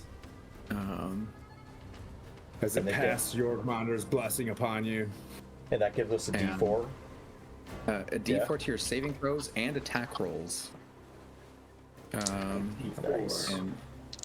And I will have it cast Sanctuary on itself to So protect to- itself from attacks. I love here. Because while it's a cool, mount, I don't think it's going to be a combat-oriented ally. I want it to be more of a safe. It's a motorcycle, not a tank. So trying to protect itself there. Okay, and then when the time comes, the last moment. Everybody all raid prepped out as you guys were like splashing, you know what I mean? Like sick magic everywhere. He's casting aid on folks. The diva, spins flame tongue in his hand, the quaddle, just there's a lot of filigree and fanciness with the quaddle with its rainbow stuff. Like you see its scales kind of flash in this rainbow, effervescent stuff kind of splashes you guys for like the bless as well, where that you have the ability to call upon the quaddle's magic to aid you through something or to bless you through something. That being said, let's roll initiative Oh shit, yeah. so I can get this shit off before people start tagging me in memes and stuff. But Skylar, I had to bring the diva back. You know what I mean? As soon as you said diva, I'm like, are you putting on the wings? Are you putting on the wings? Yeah. Hell They've yeah. been sitting over there, and I'm like, well, fuck it, let's go. Nice. 6. All right. Anybody above 20? 21. Nice. Okay. Nice. I think that's like the first in a really long time. It is. I've rolled under 10 on every Yeah. initiative, I think. All right. So Sav's there. We'll go there. It's there. All right. Let's see. I'll do anybody above 15. 15. Blondina.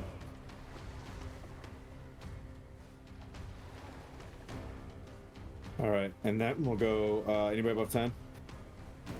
14. Okay, nice. All right, so we got 20. What'd you get, Vokath? 7. Okay. Respectable for a mind. cleric. That's respectable. I'm fine going slow on a cleric. It kind of gives me battlefield perspective. All right, so yes, we'll say that the diva acts on. I'll run the diva. I've got the diva sheet up. If you want me to run it, I would love to. Okay, absolutely. Yeah, that's fine. Just be fair. One about less the thing for you to do. Yep, that's fine. And then you can run the quaddle on yours as well. Or nine. Yep. Nine Mestra and Flame Tongue. That being said, the big the red lightning hits, or like the pink lightning hits before you. You guys kind of heard the bit of the calamity that was like occurring. You know, you guys began your raid prep a little bit as you came up, you know, into the amphitheater and start walking down in this like this is fucking killing me. You know, this you guys are all side by side as I've got you kind of on the map. If you guys can see it, okay. If you need more white light, let me know. I'll add that. You know, the diva kind of appears there, but Savathor, you see this creature before that you've seen before that you were able to suggest to walk away. What do you do? Cast. Let's see. I am going to.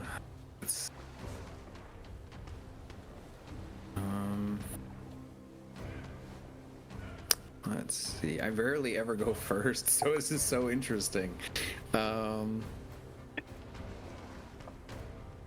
Bonus action spells. That's what Maybe you should apologize to this woman that you besmirched her honor. I That's don't. true. I wouldn't call it besmirching because it saved our lives from her first. Her first. She just attempt. wanted to smirch you, bro. I will not be smirched. I will not be smirched. Okay. Let's see. I will then cast Greater Invisibility. And it will be targeting myself, but because of Find Greater Steed, we will share this spell. We will both go invisible. All right, you and the quaddle go invisible. Let's see. I will give Blandina a bardic inspiration as I whisper.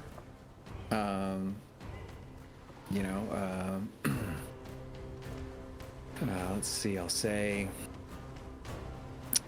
show us what a royal ass whooping looks like, princess. And then I will give you the bardic inspiration, and that's just in case you fail concentration or something bad happens to you, as sometimes, often, always does. Is that a D8 still, or is it? It is a D10 now. It's a D10. Ooh, D10. Wings aren't it, but they are in my And face. we leveled up, and I will Me likey. I will fly 90 feet into the air, or ask the quaddle to do so, yeah. So.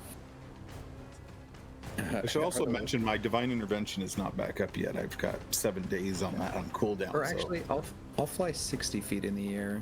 Or I'll fly 60 feet above the party, trying to stay within the. Yeah, the you party. can't do 90, but I'll give you 60. Yeah, I can do 60, and that is where basically I want to be 60 within the party and enemies. So just up, we go. All right, that is my That is my turn. Bonus action, movement, and we are concentrating on spells for the team. Mirrored images of myself and my quaddle disappear. Yeah.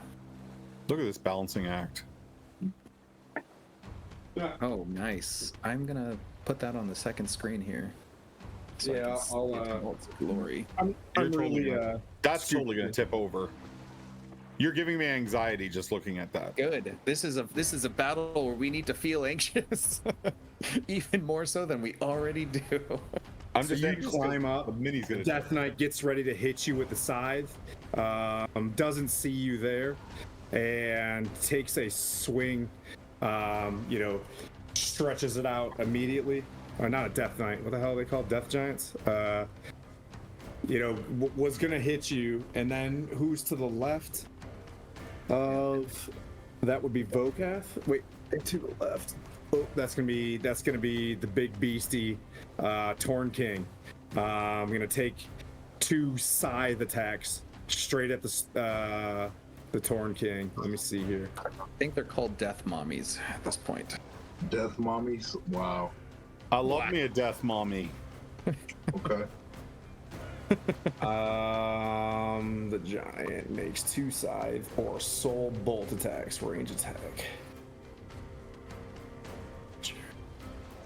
No, it's gonna take 2 scythe attacks at you. If you say the thigh attacks, Scythe. Yep. Yeah. Yep. Scythe attacks. Puts your head between her mighty mommy thighs. It yells "Death by Snoo Snoo" and like swings the scythe at you. Both of them are at 23 to hit. Both hit. He knew that. We're gonna blast through this. That's total. can I want a silvery barb. Is that okay to use my reaction this early and just hope it doesn't bite me in the ass? Hey, welcome Raiders. Thanks for the welcome adventures on Except she tap. probably has like a super high, like Yeah, it's a 24. Hey, Yeah, so- adventures on tap. What's with up, that- dudes? With that I'm a said, diva. Yo, Vocat. something's wrong here. Wait 1 second. I'm so sorry. Uh-oh. Let me. So you said it's 24? Yep. So they basically both shit. Yeah, they're making me do some math here, man. I messed up something, but never mind. You know what? 105 is where I'm at. There we go. It was a loading issue, so I. Oh, for your HP. Yep. Yeah. Okay. 105 is where I'm at now. All right. Wait, are you after taking allow me. 24? Is that what you said? Yeah, because I had 10 temporary, but it loaded weird. It said I had 10 hit points, but we got it straight. It's 104 now is where I'm at. All right. Okay. And you have to probably take half damage from this, but it's total as it swings through and sweeps at you for 42 slashing damage. 42. So that's 21 total, right? Because you're obviously got your barbarian shit going on, right? So 21 slashing damage and 22 necrotic damage. Does your beast mode No. half necrotic as well? No. Okay, so 22 necrotic as you feel your wound begin to like re-decay as like it hits you, and it's just the damage of the scythe really bleeds into the scar you just took. The creature then, as it searches its head, left and right for Vokath, magically just disappears in a pink bolt of lightning and shifts to the far side of the water.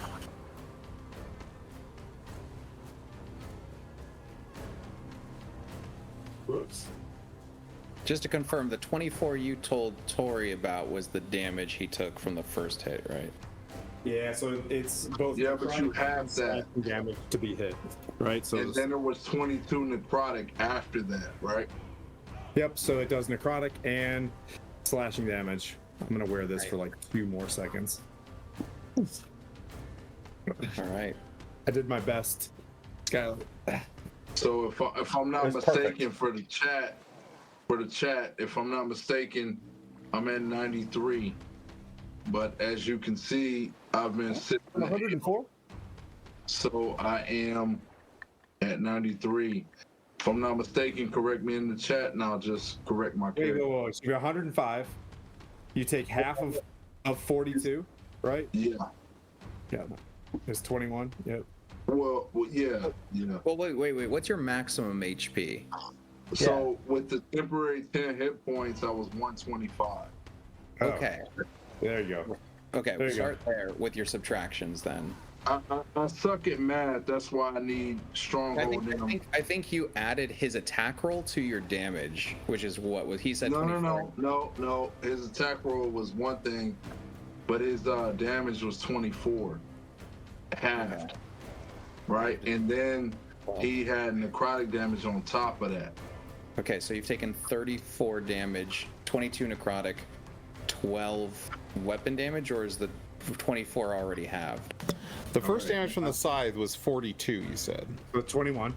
Yeah, so So 21. half that is 21, which takes you down to to 104, and then minus and then 22. another 22 necrotic. 82. 82. Okay, there we go. I got you. So for the very first hit, Torn, you're feeling it, right? Like that one. That looks tough. You're gonna have to put this beast down as you see the marrow begin to move and flank you guys on the left and right for their pincer attack. But that brings up Blandiva. Sorry, I can't wear the diva anymore. It was That's fine. In my face. Seeing the marrow come at me or come around us. Actually, I probably would have cast Fly on myself as the as we plussed up. I didn't even think about that at the time. So I probably would have used a 3rd level spell as we were walking up to cast Fly on myself. Okay.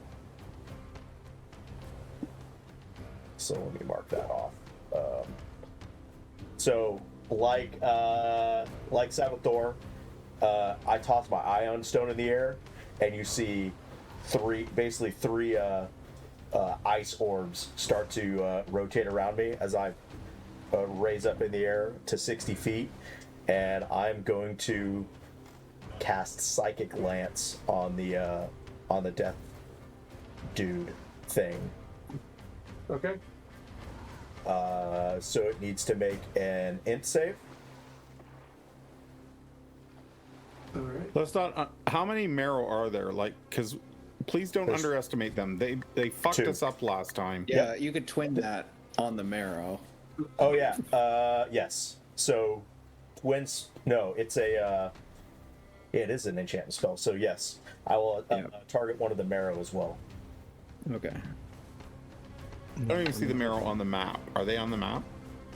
They're next to the I death just adjust the map. giant. They are difficult to see, but they're not like This is in cool. combat yet. They're kind of Oh, okay. along the edges of the pool. You see like 3. Yeah, I think I see them. I think I see them now. Yeah. You'll see them soon. So you cast Fly, you cast a Lance. I'm rolling an Intel save for who? For the giant and one of the marrows. That's right, because you can shoot 2 things. It's a 19 plus and a 16 plus. So they pass. So Okay. they'll take half of this, and they will not be incapacitated. So this is going to be 86. Damn.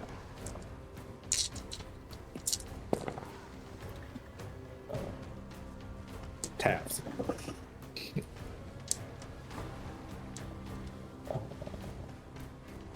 The marrow should die quicker than the giant, and every marrow we eliminate 10, puts the number of actions in our favor.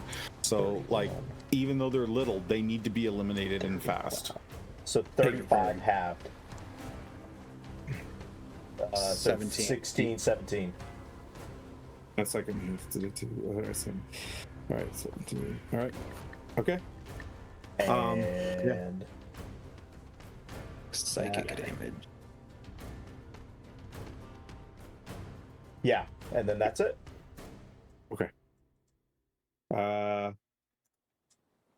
That brings up Torn.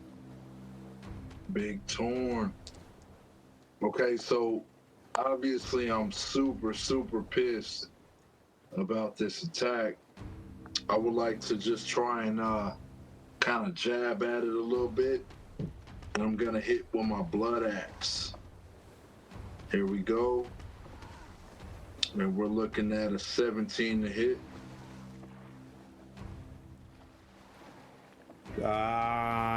So you ran up to go hit the knight?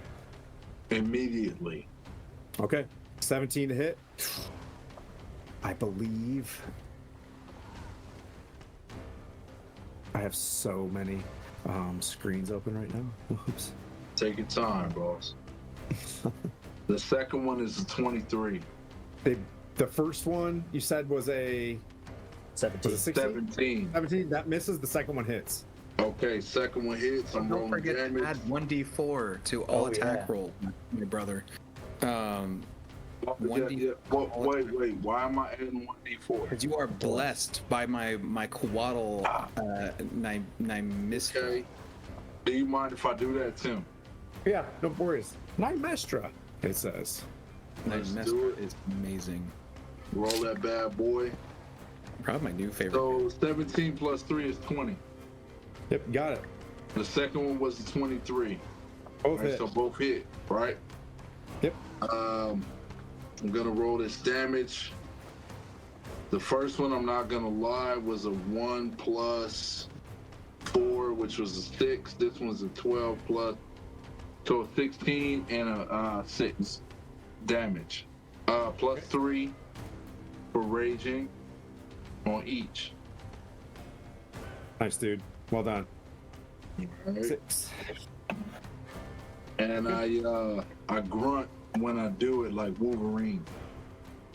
All right, so yeah, you run up and just smash. The axe almost wants to leave your hand with your follow through. You come back in, you push the hips in on the other one, and just jam it up into its plate on the other side, and put a gash on her flank. You've done this before. Are you? What's that? No, I just made a small comment for the audience. You've done this before. And then that brings up Torn. Oh, now the marrow will go. The marrow. There's 6 of them sitting outside, and you see the first one that gets hit by that lance launches the harpoon straight at Blandina.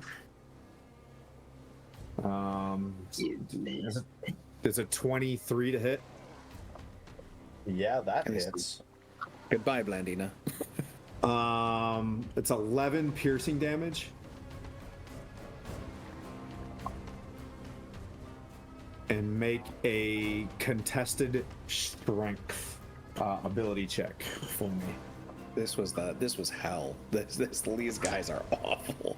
That's why I said, like, they will pull you down and drown you in damage. yeah, exactly. 13. Yep. Rips you down to the ground as you just inside, you feel that these marrow like looking at them, they seem like the legit, you know what I mean? Like followers and Slarkrathel's Imperial Guard, as it were. Launch this thing, pull you to the ground as you fall, and I'll give you 2d6. Does that sound fair? Sure. 7 bludgeoning on top of the 11 piercing. And you pulled 20 feet towards them. As a matter of fact, gonna keep you flying. You're not gonna keep that die 6 fall damage. Okay? This is gonna be kind of cool. It's gonna pull you in this direction, right? You kind of pass underneath Savathor as Jabba the Hutt's pulling in Leia. You're being pulled in right now. You got moved 20 feet towards it. Oh. You're still flying.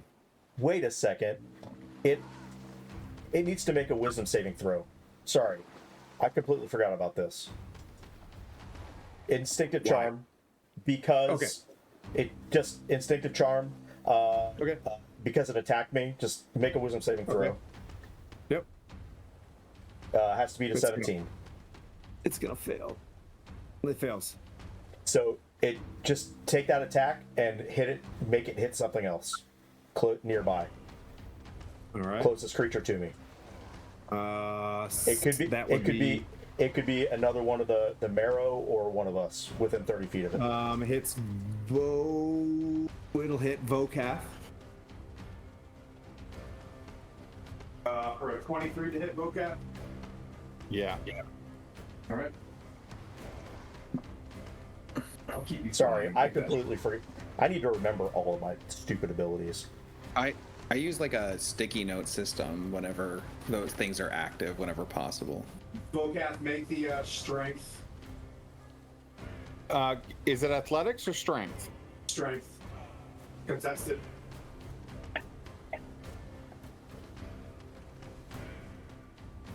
Six. Oh no shit. No, I only rolled a 3. All right. You get pulled 20 feet. You see this harpoon, like it flies up, and you see Blandina just move it off to the side as this harpoon flies straight at her ally, piercing him and pulling him in. By the way, Blandina, you got your beard back. It looks really good, buddy. Thank you. That's 17. How much damage? So It was 11. that was 11. 11 piercing. Sorry about that. As I was scrolling down, I was like, oh wait, I can do that. Forgot about that. That brings up, okay, so the other marrow begin to move forward. You do that. Another marrow launches one at you. For a 17 to hit. That does it. Does? Yeah. Okay, roll another 'Cause that, strength. yeah, that was my reaction, so I can't use Yep. shield to hit one. Yep, so same thing. The one behind it does the same thing, throws it, pulls you in. The next one behind that one gets it bolstered by that, chucks another harpoon at you. So you took 11 piercing. Yep. That's 16 to hit. That hits. Damn. Roll another strength save as these things are pulling you closer and closer. No. All right. So another 11. Actually, it was a 1. This thing's strength thing, so you held, right? So that's 1, 2 on that side. A third one's gonna launch one at the pesky. That's a 17 plus. Make another save. 11 piercing.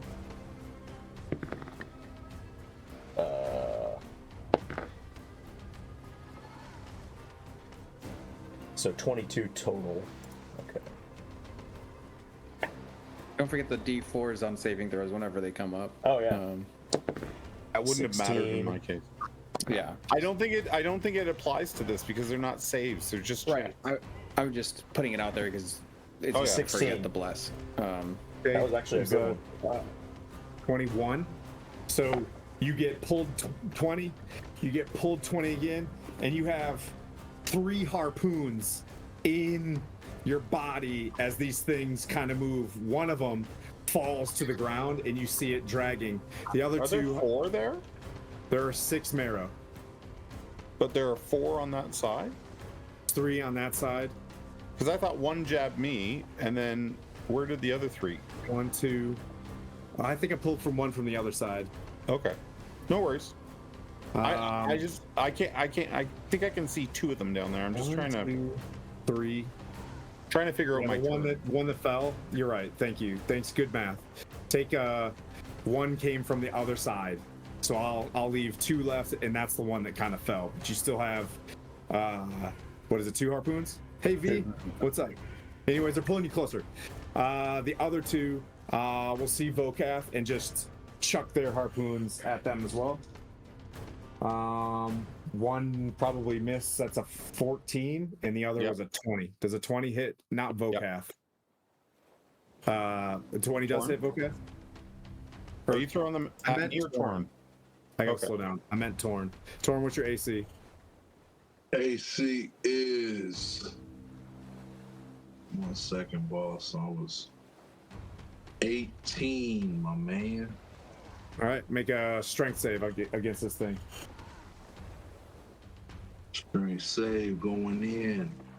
That would be a 27, aka 19, sir. And it doesn't. It just hits you and holds, and like it. You know what I mean? The harpoon just kind of falls to the ground. But you'll take 11 piercing damage. Just a heads up, the harpoons can't stick to him. He has freedom of movement. Oh, nice. Well, that's great. Yep. So it hits you and basically just like grazes off. The thing begins pulling it in. Now it's total damage. Huh? 11 piercing, so 5 total for you. So can I make it to this? The one that's got me chained. The first. Absolutely. Yeah. Let me adjust the map a little bit because I'm moving forward just so they're all on there. Let's see. We'll pull this one from here. Yeah, you'll have to come run this way, but yeah, I got no problem with that. Can I get to the first one? Yep. It'll be underneath Landina. That's fine. And I tell Flame Tongue to take care of the princess, and he'll fly up to Blandina to heal her. And I'm gonna smash this first. Go for it.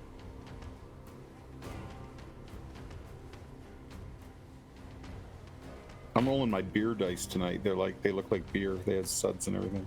14 pause. How about a 22 to hit? That hits. Cool. Full damage. Real quick rune state question, Tim. Is the ground here wet still? Yep.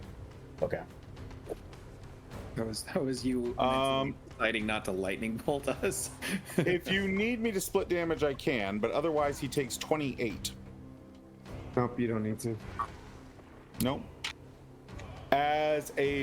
Being a war priest, I will use my war priest ability because I made an attack action. I'll use my bonus action to hit him again. Okay. Now, that first. Okay, this is the one that took the psychic lance. Yep, go ahead. 26 to hit. That hits. Okay. That plus, oh, that's a good one. 33 on the second hit. That marrow falls to the ground dead as you just start carving through him. And then the diva flies up beside our dear princess and will use healing touch and heals her for 21 hit points. Nice. Oh. I'll look to the diva and go, oh, I needed that. Send me an angel. Send me an angel. Anyways, that's my turn. Thanks, everybody. All right. Let's see. That brings up Bocat's turn. Sabathor, who is invisible. How many enemies are left? Lots. 5 marrow and a giant. Oh, that's perfect. That is exactly the number I wanted to hear. Because I will be doing my new spell, and I get to use 2 of my new spells in one battle. It's going to be Steel Wind Strike, and because I'm invisible, the spell attacks are made at advantage. And how many do I get? I believe it's 6. It will be 6. Has to target a different creature for each one. So, no, 5 creatures. I'm not upcasting it. All right, so I will do. Hi, bro. Good to see you.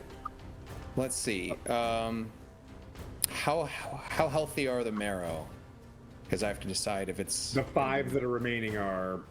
They have not nothing hit, I hit don't yet. think. Yeah. all right. I will then target the marrow as we'll just say instead of steel wind strike, it'll be steel snake strike, as snakes of ethereal quality to lash out of nowhere. And I'll go roll these down the line here to see if I get any crits. Which side are you doing? The Death Knight side, or not the Death Knight, the Death Giant side, or the two next to Vokath? I have a hard time seeing, so I'll let my team, who probably have a better understanding, decide what is more relevant for you guys. Because You I said can't. you get I can't to. You see said that you well. get to attack 6. 5 at this level. I could upcast it for 6, but I'm not going to. Oh, then Is it in a line? Is it in a cone? Is it whatever? Or is it just like whoever? 5 targets. Just 5 no matter what? Okay, Yep. that's fine. All right. So all 5 marrow. yeah, the Yeah, 5 okay. mirror. Okay, cool. So, rolling my spell attack, which is a +9 with advantage because of invisibility. That's going to be a 24 on 1. That is a 28 on The hit? number Did 2. it hit? A crit on number 3. Number 4 is a 26. I'm rolling insanely high. Abnormally high. And then I might have jinxed it. 18. They all hit. They all hit. So I'll just roll 1 damage for all of them, and then double it for the crit, if that's Okay. cool. It's fine. That'll save time. So with Steel Wind Strike or Steel Snake Strike. Steel Snake Strike. 6d10. Whoa, is that a level 6? Is that It's one a of your level 6? Level 5 spell slot. Nice, dude.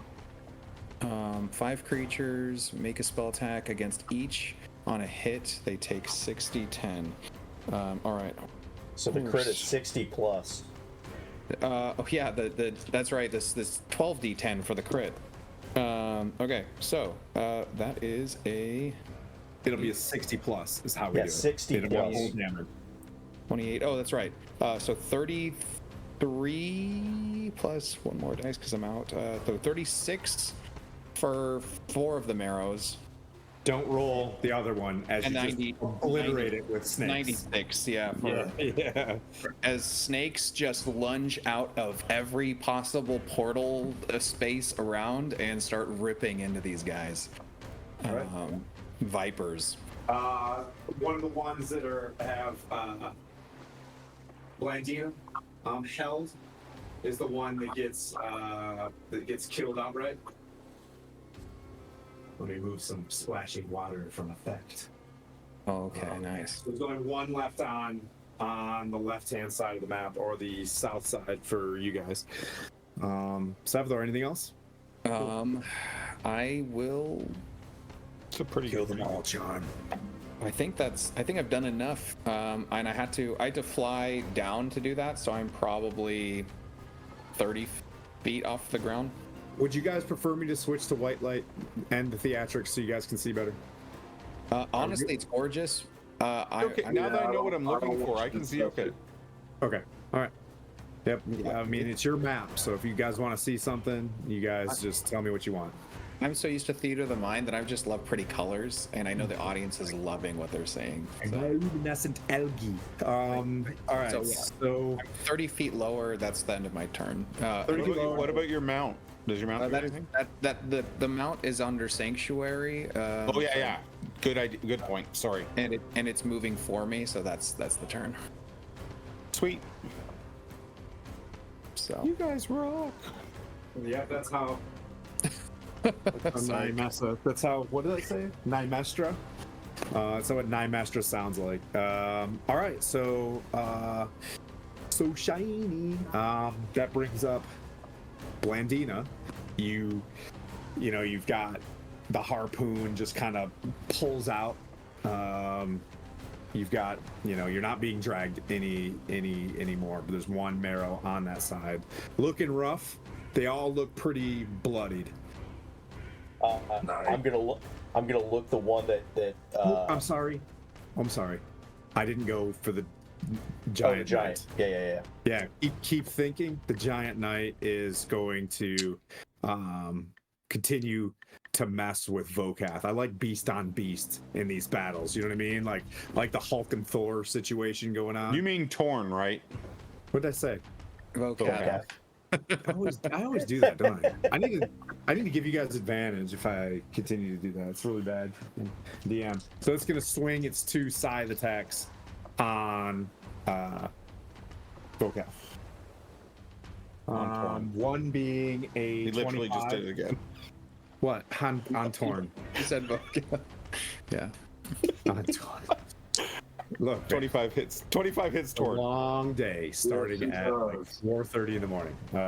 It's okay, baby. So for Torn, that's a 25 to hit It hits. and a 15 to hit. Attack already, or No, does 15 hit? no? 15 does not hit, bro. Okay, so it swings once. All right, and then misses, and then the other one hits for. I'll give you the half damage already. So you're gonna take 10 slashing. So that's already halved.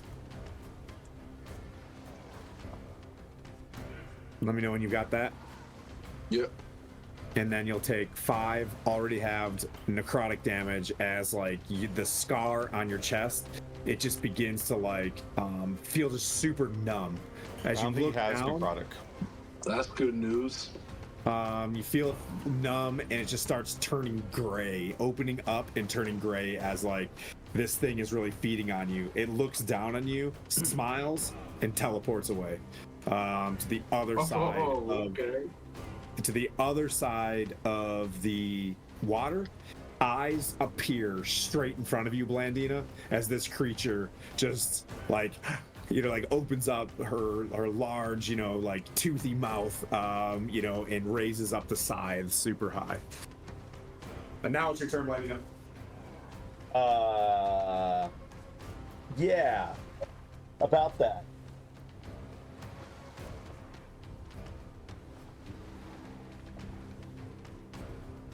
So she's right in front of me. Right in front of you. Well, I'm gonna taking cast. a picture. I'm gonna look down at the marrow because they're the biggest. They're the biggest issue here, and the one on my side plus one of the other on the other side. Actually, no, the giant need to make an int saving throw. Okay. The giant and the marrow need to make an int save. Copy. And I will be on deck for silvery barbs should the giant succeed. Giant did succeed, 18 All right. plus. I'm using my reaction for silvery barbs, targeting the giant. My ally to receive the advantage. Oh, I didn't even do that last time. Oops, that's Got on me. another 18. I wasn't in range last No, time. but someone gets advantage on their next roll. Period. Oh, I see. But yeah. So the giant got another 18 plus, and the marrow got a 15 plus. Being, we said int. Oh, so that's a 14. They're actually quite dumb. Okay, so the marrow is gonna take 32. Dead. Sweet. It explodes. It just falls over because it's psychic damage. Just as Hey. you do that, Dave, the hill giant swings a club down. You know what I mean? At the pool of the marrow, and it looks back at Kevin. He's like, and then they think they killed the marrow, and they're doing chest bumps and stuff. So she takes 16.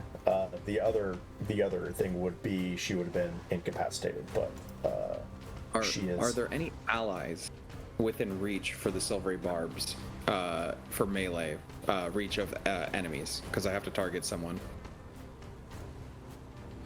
You're targeting I someone am. for silvery barbs. Why? Okay. Because you already got a silvery barbs on the giant. Right, the other half of silvery barbs is I target an ally to give them advantage, and then the cleric ability is they get to make the attack. And That's you're what- looking yeah. for a nearest ally would be Blandina.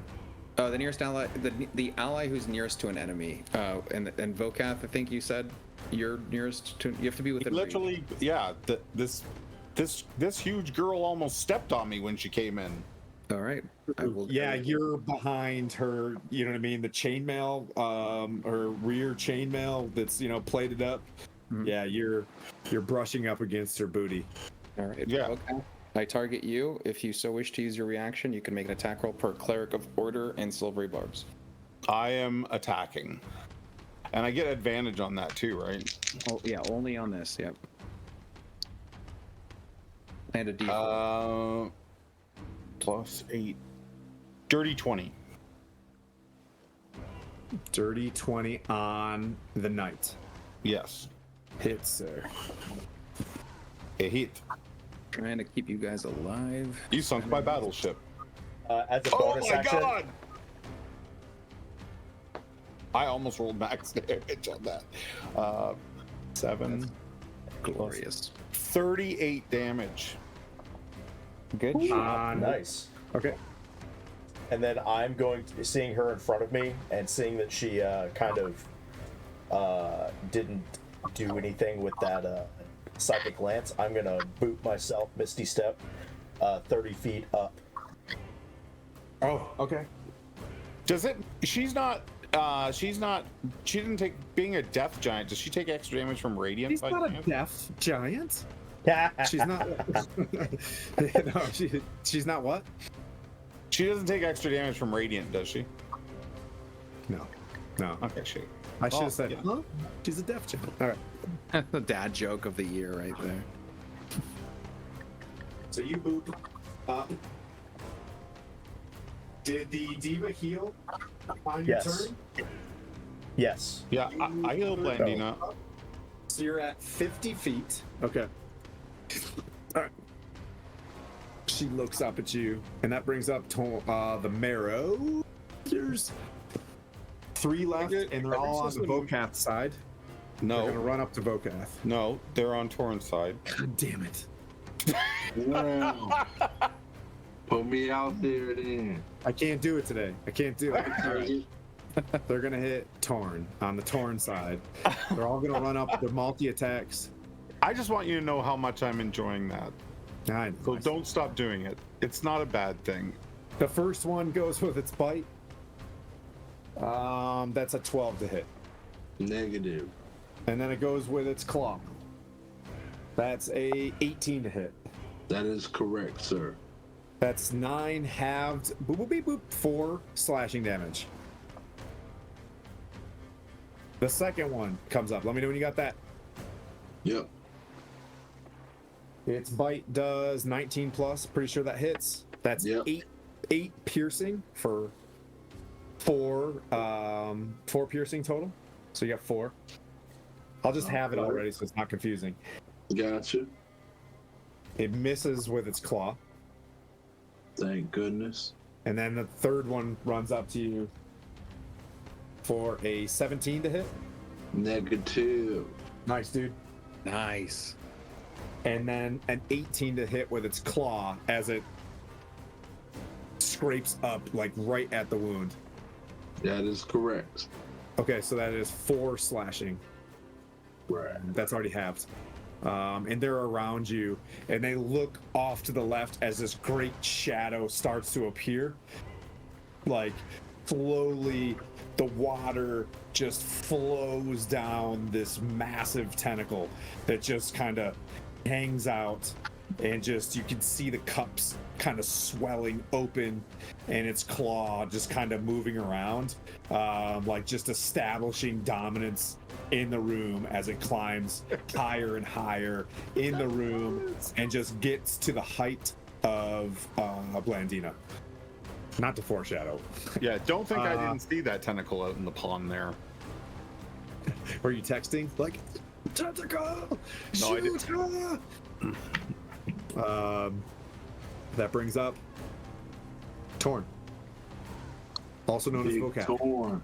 Big Torn wants to pay close attention to the ones that actually hit him. Yep. So Big Torn is gonna attack right on back. I'm gonna roll a 16 plus 8, 24. That hits. And you mind if I roll the second attack roll just to keep it going? Yeah, go for it. That's a 24 to hit. That hits. Roll your damage. All right, damage roll going down. That is horrible 7 Okay. plus a horrible 14. Not too bad.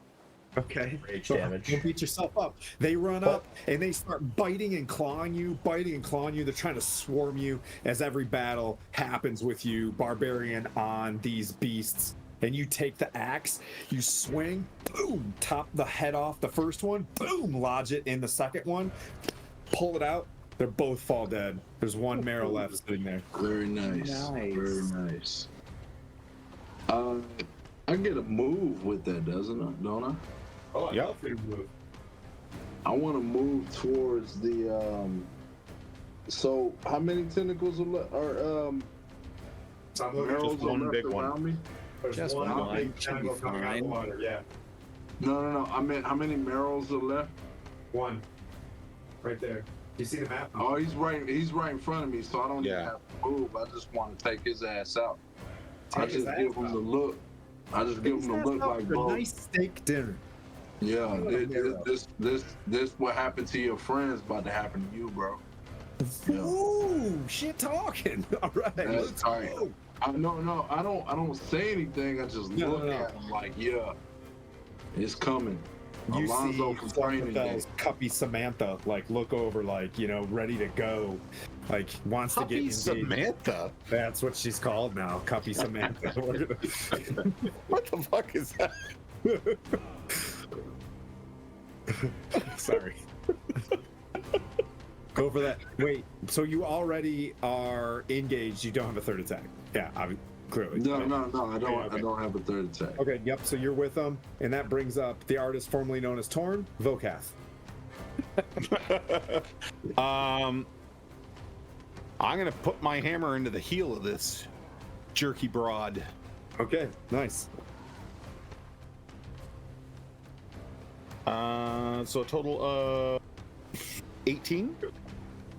That hits. That hits. Yes, sir. Yeehaw. Let's do that. Here comes the damage.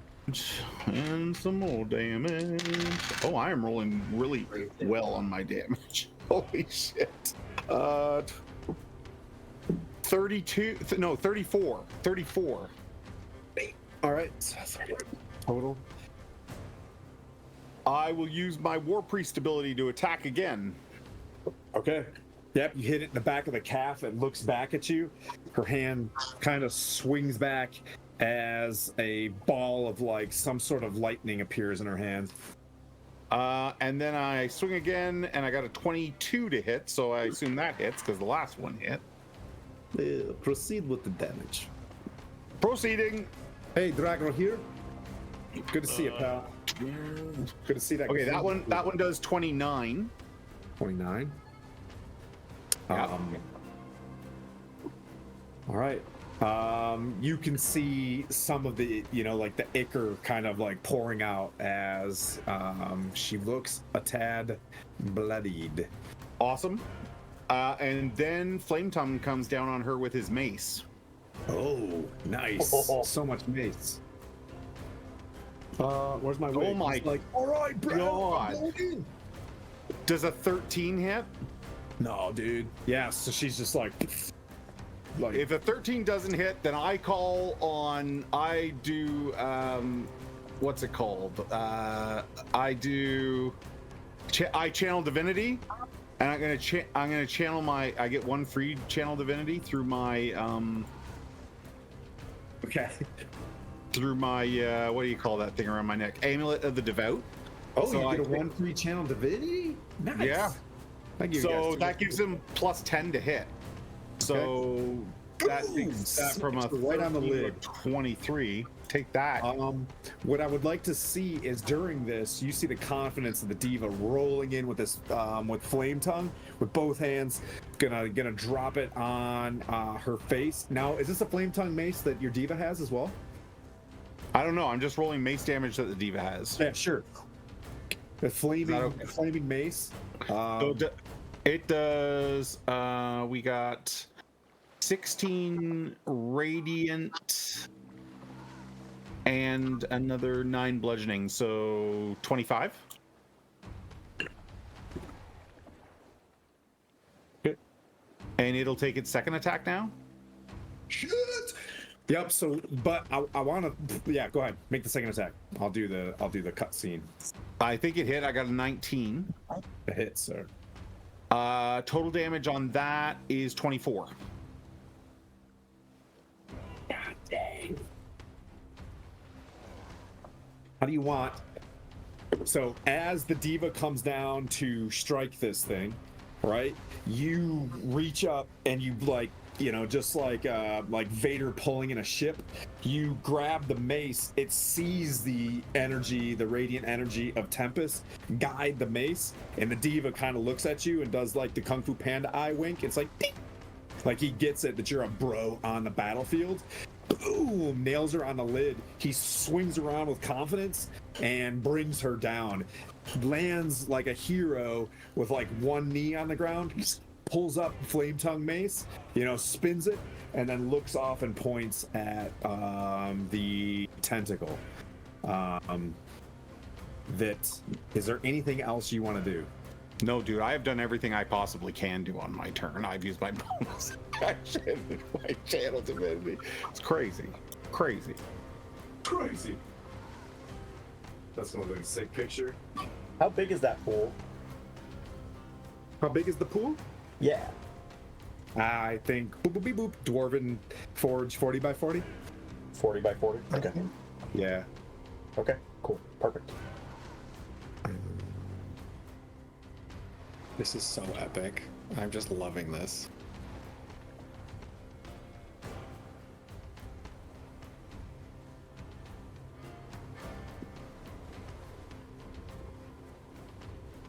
I gotta make sure I track all that. Somebody said, "Eat the tentacle, Jeremy." Eat it. I mean, Calamari. what the fans want, the fans get. That's all I'm saying. That's our good friend Zerg King, who is watching all the way from Finland, if I'm not mistaken. Awesome, right? Yo, good one. I've seen enough hentai to know where this is going. Pizza. Okay.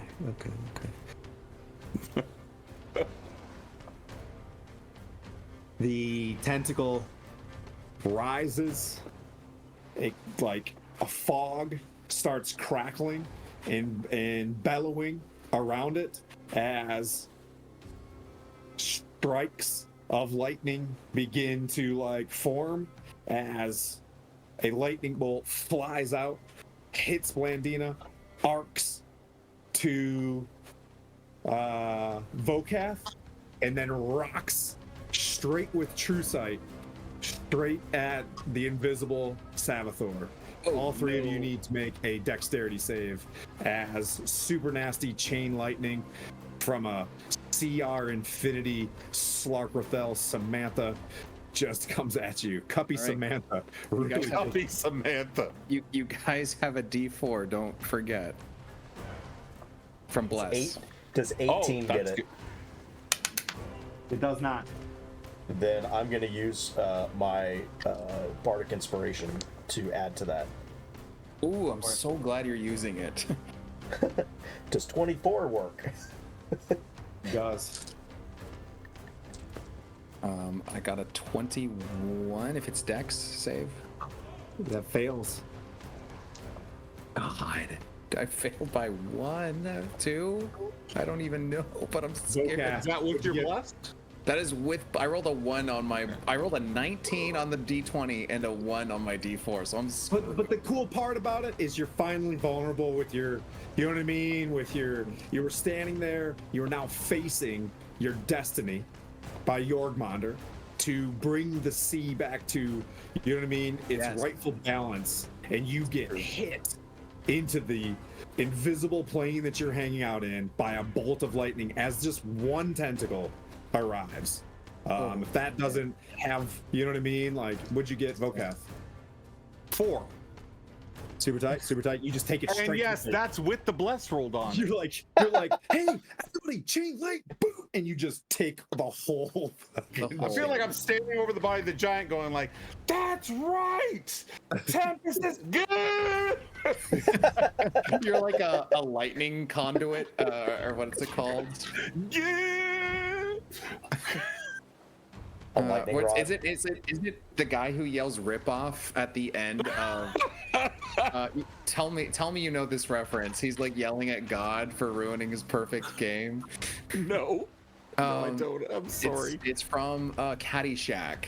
Near the end of yeah. Caddyshack. Caddyshack. That's guy right. Yes, playing- yes. And he yells at God "rip off" and gets hit by lightning from the golf club being in the air.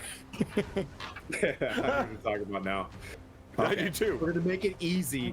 Well, it's not that great. Vocath, 42 lightning damage, 21 you. lightning damage to Blandina, 42 to Sabathor. I am Roll your resistant. concentration check. So I'm resistant, so it goes down to 21. And then the concentration check. Jeez, I got an 11. Louise. I got an 11, so I pass. On your concentration check. Okay. I got to make my concentration check too for my passed by holy weapon. 1. 42. Okay. Well, 21. Well, half, don't- so, Oh, yeah. 21 half. Okay, yeah. It's 21's the DC, right? Well, Yes. for you, the DC is half damage. I took Or- 42, so it's a 21 DC Yeah. to keep concentration. I have Warcaster, so I'm rolling this with advantage. So yeah, so I did not get it though. Okay. Just boosh, it hits you. The bless is gone. The aid No, is it's not the gone. bless. Was it just aid? Aid doesn't require concentration. The What was- only thing okay, that I did you have lose, anything? I lose my holy weapon. So Okay. yeah. That's the real So good one. the three of you It is good, take a but I have another Ghostbusters slot. moment as your skeletons show up in the center. You know, I'm going to ruin this with a comic book thing. You're like, and you can see, what's her name? Nymestra looks at you, kind of curls, but you're still invisible. Yes, I'm still Okay. holding invisibility miraculously. Faja, can you hear me? By 1.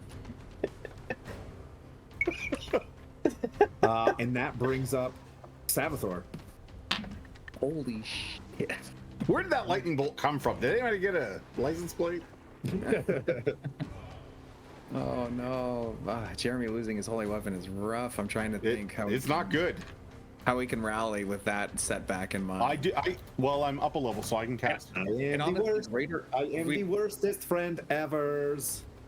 Greater invisibility is not helping. So, how many enemies are left, or is it just the tentacle? It's the marrow and the Looks like tentacle. a tentacle and a marrow that seems very bolstered fighting Vocath. And that tentacle's gonna pay because I'm pissed. Get the Torn. tentacle. It's fighting Torn. Torn. God damn it! I didn't. All right. Damn. Okay. Is it closer to the water? Is the marrow closer to the water? Yeah. All right. Shoot, this is so scary.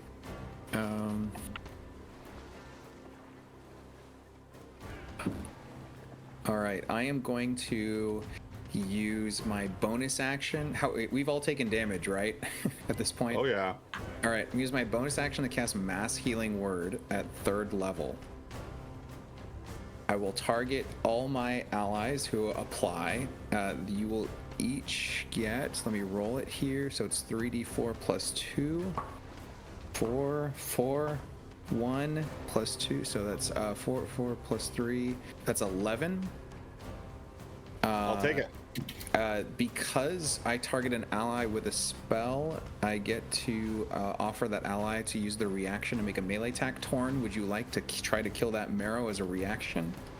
You know it, bro. You know I'm bloodthirsty. Absolutely. Hell yeah. You do not get advantage because it's not silvery barbs. So you just. I got roll your- advantage from Rex attack, what did he baby. give us? 2 advantages at the beginning. Oh, Oh All no, right, you yeah, can if you- you can reckless attack and get advantage. I don't know if you could do it Let's as a do it. reaction though. Reckless attack is I think on your turn, but I I could. still got. I don't even have to do reckless attack. We got an advantage from the beginning of the show. Okay. Yeah. Yeah. That's Don't forget one to you- heal 11 though first, Torm. Yeah. You heal 11, and then yeah. And then that's Alright. my bonus action, your reaction, and then I get to make an action here. But again, I can't go until it's my turn, correct? No, No, this no. is This is a me special ability.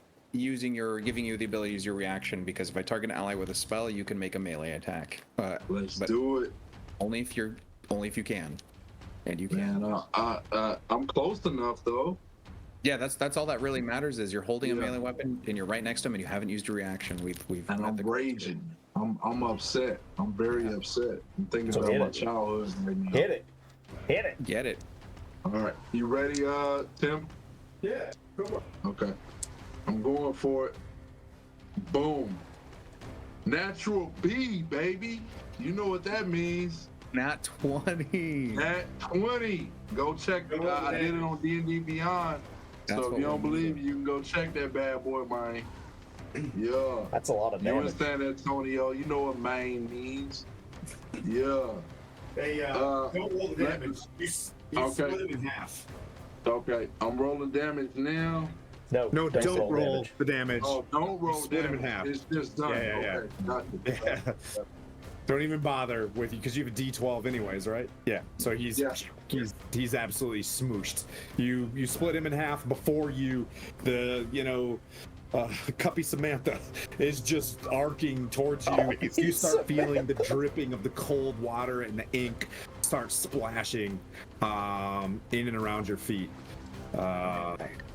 Savitor, is that the rest of your turn? That was my bonus action. I'm going to use my action to cast Guiding Bolt on the tentacle. Nice. Because it can see me, I'm guessing I don't have advantage. I just want to confirm that it can detect me because I'm invisible. Indeed. Okay, Yeah, this so thing I- seems rather godly. Okay, I'm just making sure so I roll accurately, not getting the benefit of greater invisibility here offensively. So here we go. Shit. That is a 18 to hit. Oh, you know what? I didn't even know. I was so confident. I didn't even check the AC. That hits. You, sir, score the very first hit on a Kraken in the campaign. Yes. Congratulations. That feels really good. It makes me wish I had upcasted the spell, but I didn't. All right. So 5d6 radiant. Let's see. That is 10, 17 radiant damage. And the next person gets advantage. And the next person gets advantage on their attack roll against Slarkafell as we'll say a coiling serpentine green light wraps around the tentacle, marking it. That Not is, just that. Jorgmonder bless you, and because it's so large, you see the two tentacles, they both are glowing, where this massive creature, anybody can get that advantage, right? So like you see Nice. a tentacle over here, like anybody gets advantage on that next attack. But Yeah. Okay. as it bursts out, Cuppy Samantha looks straight down at Torn, and a lightning bolt shoots straight out of it for one of its legendary actions. Make a dexterity save, Torn. And I'll use my It movement. shoots lightning for a legendary action. I'm out. That is a 5, my Torn, man. torn. You get advantage on that. What? Oh yeah, let's do it again. Yeah. So I'm flying up at the end of my turn by I'm just still height a of- 12. Okay? You will take 22 lightning damage, That's I already take half. 42 and he takes 22. which is 11 halved. I'm just gonna take 11, okay? I thought he doesn't take half damage from that stuff. Lightning, I No, I don't. take half damage from all damage, bro. except for psychic damage. Oh, because Yeah. are you the bear totem? That makes sense. Bear. So, Grizzly. and let's help with the math. So you took 11 total, right? Yes, Make sir. another dex save. As it shoots you, it climbs higher. You didn't fall. It shoots again. Oh shit. All right, and that one's not at it. Wait, I didn't use It's- my advantages It's though. always an you're with something You're you killing can me. see. It's always an advantage. Okay, so I roll again. Yes, sir. And you add a d4 to all these rolls. I Never mind. I don't even want that shit. I rolled a 2, bro. I don't even want that second one, bro. We'll just keep the first one. Yeah, you keep the Alright. highest. You take another 11, and that's halved. All right, you're getting pumped with some ampage. I'm talking about, bro. I'm standing here like, bro, this is fun. It hurts. You see but that, it's and fun. another arc of lightning shoots straight at you as you make another dex save as it Holy crap. uses its legendary action of lightning storm. So it shoots 3 lightning bolts. Oh, one more. God. This is broken. No, this is appropriate. That's a 10, boss. Roll it again, dude. Like Roll it another again. 22. I don't know why half, he gets 11. hit for like 11 and I took 42. Wait, why are you saying roll it again? Because you get advantage on those rolls. Every time? Yeah. Every time. Barbarians get advantage on You deck guys just see saves. me die a little bit on the inside. We gonna stick with the first one, bro. Let's just keep the first one. Let's keep Okay, it so simple. that's you took another 11 lightning damage for a total of 33 this round. Nice. Are you still up? Yeah, I'm up like a mofo, bro. I'm at 40 hit points. I I love don't your think that's like a confidence. mofo. Yeah, I don't want to do too much cursing on here, bro. The man, No, the you're man is good. at like Thank a you. quarter of his life. And He's that below brings up half. Bland. That brings up Landina. Blandina. Yep, that was a legendary action. Yep. I'm going higher. Yep. I'm going 60 feet higher. And That's as high as you throwing- can get in this room. Yeah. Start singing Creed. And I'm casting a freezing sphere and throwing it right at the center of the pool. Okay. Ooh, you're gonna And- freeze the water. Boom. Boom. So Give that Kraken blue balls. first off, you see me like just generate this gigantic sphere of water and just launch it at the pool. It as soon as it touches the water, it explodes in Okay. a 60-foot radius. Yep. So everybody within 60 feet needs to make a con save, which I don't think anybody is within 60 feet. If the pool is 40 feet. Well, how high up are you again? 40? So they're very I'm- much, yeah, both Vokath and Torn are within range of that. Okay, Yeah. Can't so you they, put it down into the water and detonate it? I Yeah, if you think put it below the water and detonate it. if it strikes a won't body of hit. water, Oh, it Yeah, has so- to detonate when it. if it strikes a body of water, it freezes the. Well, yeah, I can target below the water. I guess I don't If know. it strikes the body of water, that's Yeah, where if it it strikes a explodes. body of water. Yeah, so. So That are are- you casting it in a line effect, or are you summoning it in the water? It's a I guess is. it's a sphere and it explodes. I could cast it at the spot. Okay, that's what I was wondering. Is does it have to travel, or do you cast No. it on at a spot? Okay. I'm just saying it's cast on the spots, but it's a 60-foot radius from the center. For the So, sake of for yeah, time and stuff like that, it explodes on the thing. Both Vokath and Torn will make a save. con save 17. What's the fuck? 17. I'm gonna fail this. I want you to know that. Sorry, What's my Might not. I got a 26, boss man. you're Nice. good. All right. And then you're taking half and half, yeah. Some friendly fire. Oh shit. With bless. With blast. 15 with the bless. No, How much damage am I taking? 21. I'm cold resistant. So okay. nice. 10's good. 10's good. Ten's not What bad. does Slarkathel get? Saved. So it takes 21 cold damage, and the entire pool of water is now frozen to a depth of 6 inches, and it Okay. lasts for a minute. Creatures that are swimming are trapped in the ice, and they can only make an action or a strength save as its action to break free. Okay. it just says trapped in the ice. It doesn't say things like It says grappled, trapped. restrained, It paralyzed. just says trapped in the ice. A trapped creature can make an action to make a strength check against my spell save to break free. Oh, okay. Yeah. Well, 6 inches. I mean, it's fantastic. It takes the damage. It has freedom of movement naturally, right? So as this thing hits, Can't be right, trapped.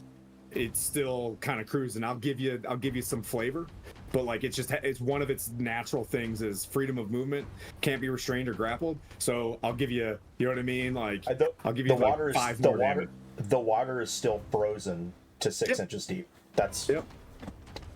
So you guys can just walk around on it. That's cool. I know that you're the rules lawyer. It's also a siege No. monster. This thing, I'm just, okay. I'm just saying, like the water is frozen to 6 inches. Like And you I said, don't. do you take half damage on a save? Yeah, so it takes 21 Yeah. cold damage. Yeah, Do we see it take 42. It was 42. it was 42, so 21. Yep. Yep. Okay. Wait. Okay. Do we Alright. see it take I the just want full to be specific damage? about this. Do we see it take the full damage to determine resistance? Oh, thanks. Thanks for reminding me. Yeah. Because I'm wondering because my conjecture is Kraken's got to It be. took, and you wonder if you're here for a reason. You know, Elsa, it takes the full damage. Nice. I mean, it takes the full Yeah, saved. You know what I mean? Like, Not resisted. Okay.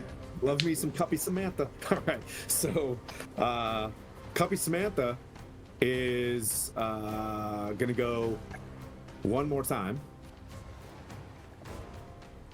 as this hits. It is going to make a tentacle attack. What is my reach? And you're just out of the reach. Congrats. But it'll go for dear sweet Vokmath. I just What? picture the tentacles just popping back under the water. That's kind of what I pictured. Just to be clear, is it Vokath or Torn? Vokath. Shit. Here's what I'll do. Here's what I'll do for the flavor of this one. Because it's got its legendary actions. Because you did this, all right? It will forego this legendary action, right? Because you iced it, goes underneath. It will be. I'll give that to you. It will be Torn's turn. I'm happy with that. Okay. I bet But you are, since brother. that legendary action, you can assume, you know what I mean, that like a big skadoosh. Is that fair? Is that fair for that big spell? You cool with that? All right, cool. Yeah. I like. I wasn't trying to dictate. I was just Tom like, and I if are you the said same when it comes to like wanting some. Yeah, okay. I love to imagine magic affecting the world and then creating the creature to navigate that. So that makes perfect Yep. vibe. Yeah. Way better, Grippy George. Okay, well that's the other. So this is Cuppy Samantha. Grippy George is now on the battlefield as well, getting ready to burst out. But go ahead, Torn. It's your turn, pal. All right. So Now it's only 6 inches underneath the ice. If you want to run over there and take that axe and smash through the ice to hit it, no problem. I'll let you. No problem. smash Definitely. through the ice to hit it. There's nothing What would a poking barbarian outside. do? Go ahead, say that again. What would a barbarian do? You know? You have to attack it or you'll drop out of rage, frankly. What? Why would I drop out of rage? If you don't attack something on your turn, you lose your rage. Or well, Man, you nuance. turned into a rules lawyer this round, huh? I just wanted you to jump in there. You got a cloak of the mana. You also Hey, get if advantage. that's the case, man, we'll go back to 3.5 and I'll just cut myself and stay in rage another whatever rounds. Right. You You know have what I mean? advantage Like, from my spell. My spell is still on it because no one's attacked it, I believe. Yeah, but if I try to break through the ice, that's an attack roll. Well, wouldn't there be a hole where the tentacle was? Yeah, I promise you. Listen, I promise you. With a bit of a strength roll for flavor, you can break through the ice and hit this thing. If you want to do something so epic, I wouldn't even make you make a strength roll. If you want to run over there and hit this thing through the ice, bless you from Cord. Cord approved. I got it. All right, let's do that, bro. So I'll run over there I hope to smash the ice as best I can. You want me to roll strength roll? Yeah, no, you see, you see tentacle, go in there and hit it. All right. So you saying roll an attack? Yeah, oh yeah, make both your attacks. Go hard. Boom. You seem What, too you got happy about this. 3 and a Yeah. Your first 16. attack has advantage. From my First attack spell. had advantage, so roll twice in that first one. You said a 3 and a 16? No, it was a 23 Oh, hits. and a 18. Okay. The first one has advantage, so take that 23, roll another die 20 just in case you crit. Right? I just want you to make sure you at least get that. So 22. Okay, so they both. So it was a 23 and a what? An 18? Yeah. Nice. So you just like, boom, the ice bursts up, and you guys see, black ink fly up, and then boom, he hits again straight on the ice. Roll that beautiful damage. 8 damage, man. Plus 3. 11. Roll that beautiful bean footage. Hey, wait. 1 second. I'm sorry. Did both attacks hit? Yes. So the first one was 11. Roll more damage. Yeah. And one more is a 15 for damage. Okay. Yep, you're on there. So Blandina, you seal this thing with ice. Nice. And just the barbarian just starts smashing on this thing. Hell yes. As skadoosh, this thing absolutely explodes open. Can I bring her out? Can we do this tonight? Do it. Leave. What's he got planned, bro? I've got nothing else going on. What is he doing right now, bro? And then it's so funny because he leaves the camera. Oh, What? cute. Bro, Torn. we should make a video of that, like the epic get up. When he gets up, like the epic get up. Oh my god. Oh my god. Tor, what did you do? I have no idea, bro. I have no clue. Woke the Kraken. Oh, great. What did you do? You told me to do it, man. What are you... No, we're here for this, by the way. This is awesome. Yo. This was gonna happen. But we're still going. Look, What did he's you filming. do? He's filming. What did you do? He's All taking, right, he's Phil, taking don't action forget shots. to take some video, man. Get that I love video. that every shot is always a close-up of Torn doing something fucking crazy epic. In every post we've seen like Torn's the close-up because Torn's in the thick of it. Like always almost dead, right? Yep. Yo. Does a 28 hit? You know it. Come on. You know it. Yes, sir. As this thing punches out with a tentacle, with its final legendary attack, for 20 bludgeoning, so you take 10 damage. You are grappled, and at the end of the turn, you can, come out of it. Nice. Well, he's freedom of movement, so yeah. Yo, he's not even Wait, wait. grappled. I know. So You're just sitting in there, and you're just like, you just feel like you're holding your axe, and you're just somehow stepping on Grippy George, Cuppy Samantha, and you're just like, yeah, I know what's Feeling it up. out. And you can just keep fighting. Yeah. He's covered in Vaseline. Oh, yummy. Yes. All right, so Vocath, Baby it oil. is your turn. Yeah. I got you. Vokath is going to I'm going to jump on the other side of the body of this dead giant, and I'm going to sort of Luke and the Tauntaun with it to give myself some cover. Okay. She you're may gonna- smell bad on the outside. She'll keep you warm. I'm going to cast Cure Wounds on myself. I'm going to up level that a little bit. I thought you were gonna cure wounds on the corpse, so you seal yourself in.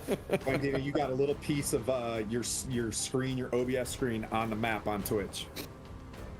I just don't want you to bring up, a text statement or something like that. I don't know. Okay, so I heal myself for 17. Can I use the giantess's body for cover? And if so, could you move me to like the other side of her? Yes. That is Because I can't make a deck save to save my life. Okay. And now, Flame Tongue is going to fly up over. He has a flight of 90. So he's going to fly up over the Kraken. He's gonna go over the Kraken. Yep, he's going to use his change shape ability, which allows him to polymorph into a beast that has challenge rating equal to or less. He'll polymorph into our gargantuan sperm whale and then fall with all his godly weight onto the Kraken as a gargantuan beast and bite the damn thing as a sperm whale. Oh my Yes, god. sir. Yes, sir. That is the sickest thing I've ever heard He's of. like Moby Dick's father, and we call him Papa Boner. And For down he real. comes crashing with a sperm whale bite. I love it. I'm rolling it. A 28 to hit. Nice. Hits. Tim is getting his sperm whale mini, apparently. Shut up. 22 piercing damage. Okay. Is this a I don't- Hitchhiker's Guide thing? I don't think he can eat right through it because it's too big for him to swallow whole. He'll then whack it with his tail. Okay. What the hell? This is amazing. 22 to hit. What? Is this Hitchhiker's Guide? Doing another 19 damage. Oh my god. Did we just improbability drive this? Oh, bummer. I totally have a sperm whale. I just can't find it fast enough. All right. So what's the total damage? I don't remember. I think the bite was 21. Okay. 21 and 19. And the heat how much was the? So it's a total of 40 between two attacks. Yeah, that Is sounds he right. still the sperm whale, or does he get to pop back out of it? No, he remains a sperm whale until the sperm whale is reduced to 0 hit points. Okay. Oh. Incidentally, a sperm whale has 189 hit points, and yeah, Oh That's my his turn? god. Sperm Whale Angel is the name of my new band. he's a challenge rating 8 beast. I'm adding this to my possibilities here. Wow, this is wild. How's everybody doing? One more round in you? Yeah, Sure. I don't work tomorrow. I'm off tomorrow. Let's fucking do this. I can't handle the idea of waiting 2 weeks when we have the Kraken, a sperm whale, and co. Yeah. Welcome, Raiders. Thank you, Fable 42. Raiders. What's up, Fabled? Good to see you. It's a little strange in here, but welcome. Hey, here you go. Here you go. Here you go. A little whale. For the record, he is our gargantuan whale, though. I just want you to know that. That is a massive. Does the Kraken take any damage from a sperm whale falling on him, like a gargantuan creature falling from that height? Yes. They would both take the damage, honestly. Yeah, like I'm okay with that, but I Both take 20. nice. Hey, Table 42, thanks for the raid. Here we go. Last round. 20 against damage on the sperm whale. Kraken. This is too fun. All right. This is so cool. Slarkerthel.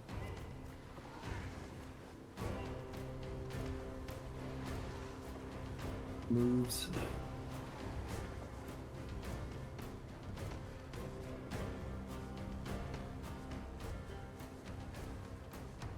I love that, Papa Boner is fully involved with Cuppy, Samantha, and Grippy George. What was the other one? Grippy George. Grippy George. Papa Boner.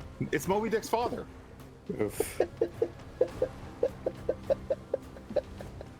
Those are the two worst words to put together. I hate it.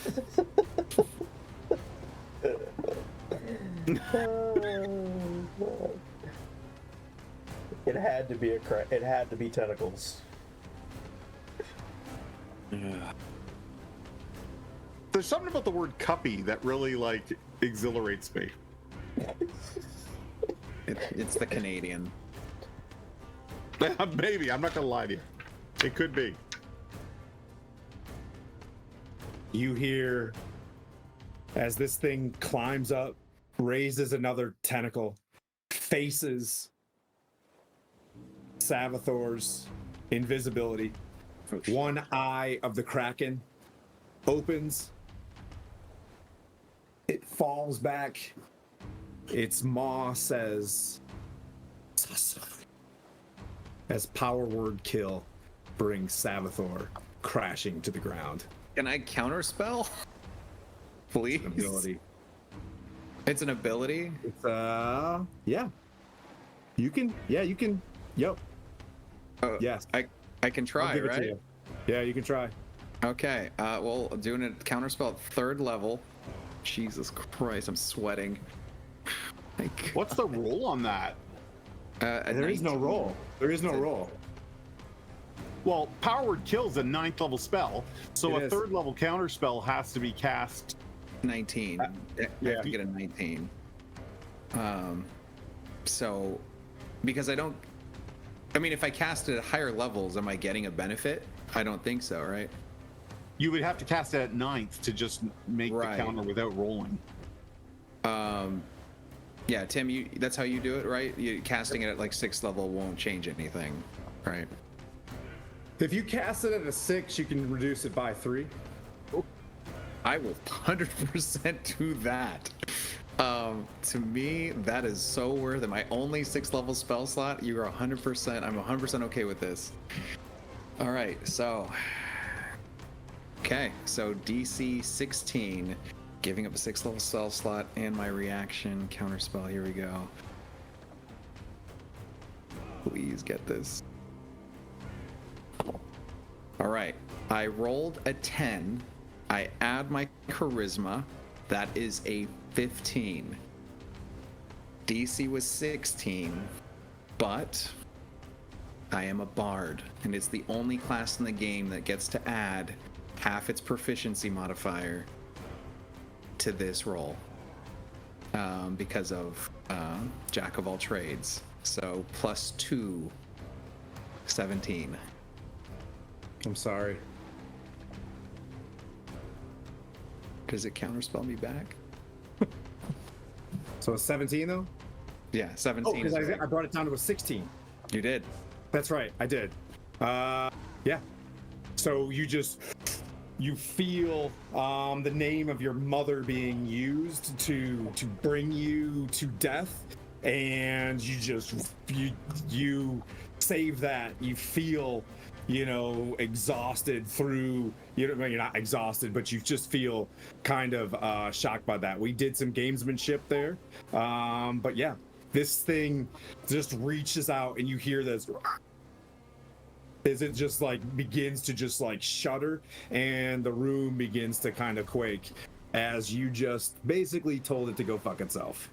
With the power of love. Let's see. With the That power brings of up. That brings you up. Oh shit. Yeah, all right. Oh my god, power word kill. That was terrifying. That made me want to have more than 100 hit points. I don't know if it can do that again. We're gonna hope not.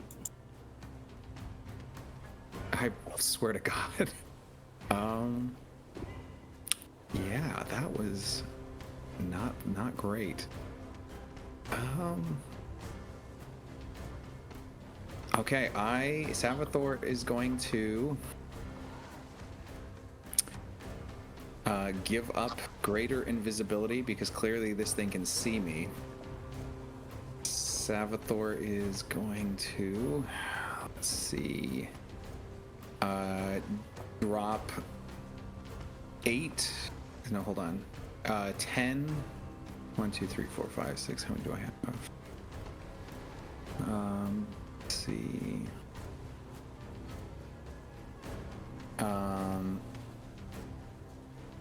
Yeah, I'm gonna drop 10 silver coins into the water. Okay. And I am going to cast Animate Objects as I say, by Jormungandr. I pay for your afterlife. To death with you. And, a coin for each tentacle and more. 10 coins drop down.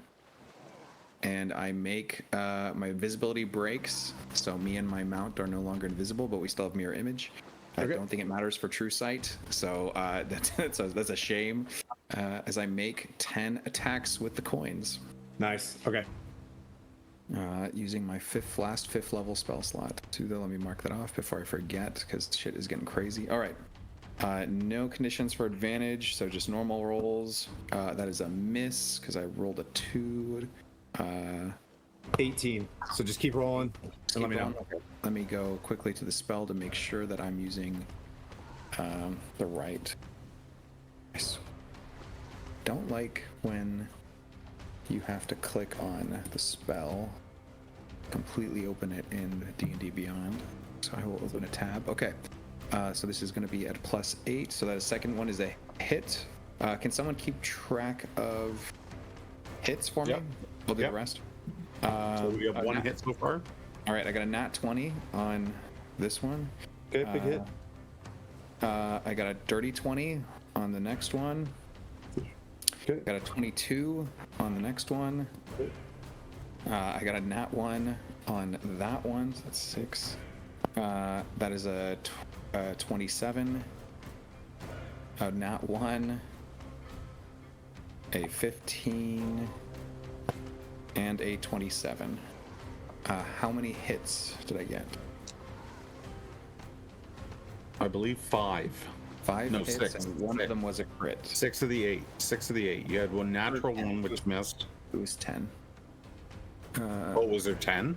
10, yeah. I made 10 tap. I counted 8 2 misses. hits. 1 crit. Go ahead. 8 Long 8 turns. Okay. Yeah, sorry. yeah. Okay, that's gonna be I'll just roll 1 die for all of them. 2 plus 4 damage times, so it's 6 times 8. 8, so 48, and then the crit, if that is separate, let me know. But the Sure. crit is 12. Okay. And These that is- coins start spinning, and you just see them like hitting this thing. It's flailing its tentacles around. They all rise up to begin, some sort of attack. Yes, I will use all my movement, or all the Quaddle's movement, disengaging to get behind the pillar behind Vokath. Okay. I'm just trying to get as far out of reach, but that's still still within 60 feet, ideally. All right. All right, that is my turn. As you move, you drop greater invisibility. It will engage, infuriated with you. Make a dex save. Oh, okay. Dex save. Is this a magical effect? Yes. Okay. That is plus D4 for bless. That is 16. Okay. You take, and your resistance to lightning. I'm resistant to lightning. All right. 11. 11. Lightning I've damage. got a con save. I pass. Okay. Okay. It strikes you again. Make another dex save. All right. 58. Okay. Cons. That is the exact same number. So another 11 lightning. Another 11 lightning. Okay, going down. Blandino, make a dex save. I'll share the love. You too? 22 lightning. So Vokath, you're seeing the spray of lightning. Torn, you're seeing lightning fly over your head. Blandina, you take a hit. Make your concentration for, I believe you're flying too, right? Yep. Next. Okay, it's your turn. After getting hit with that, I just picture this. I get hit with the lightning and it pushes me back. This is just flavor. I'm flying 60 feet back to get 100 as far away from this thing as possible. So basically, I'm up at the ceiling in the back corner, like this, just like The room is built to, you know what I mean. You're within range, but you're not in range of a tentacle. Put it that way. Right. So, I'm based. So most of my spells are 120 to 300. So I'm good. And then I'm gonna whisper Slarkathel's name. Just gonna Slarkathel. So now it's gonna get the business with another psychic lance. So now, if I go out of sight of it, I can still do this if it's within range. So make a int save, which it's probably gonna do.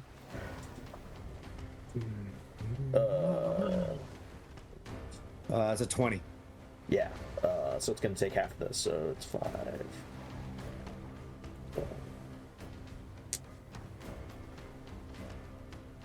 2, 4, 6, 11, 16, 20. So 10. Psychic.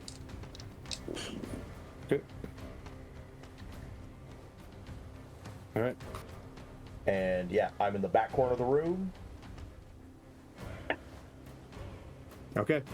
as far away as I can be. Yeah. All right. Let's see. Torn, you're grappled. I'm not. You're not grappled because you can't be grappled. Yeah. Whoa. It will take its tentacle attack on you while it's got you at least near you.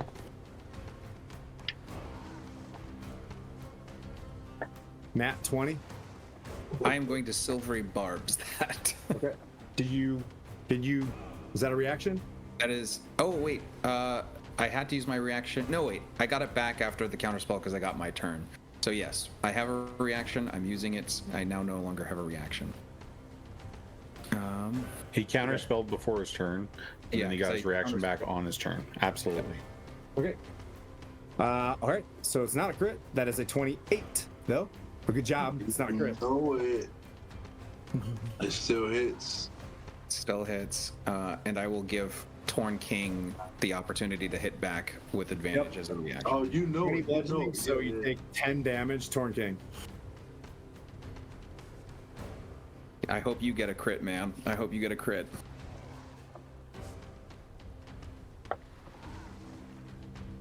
And I get that attack back, right?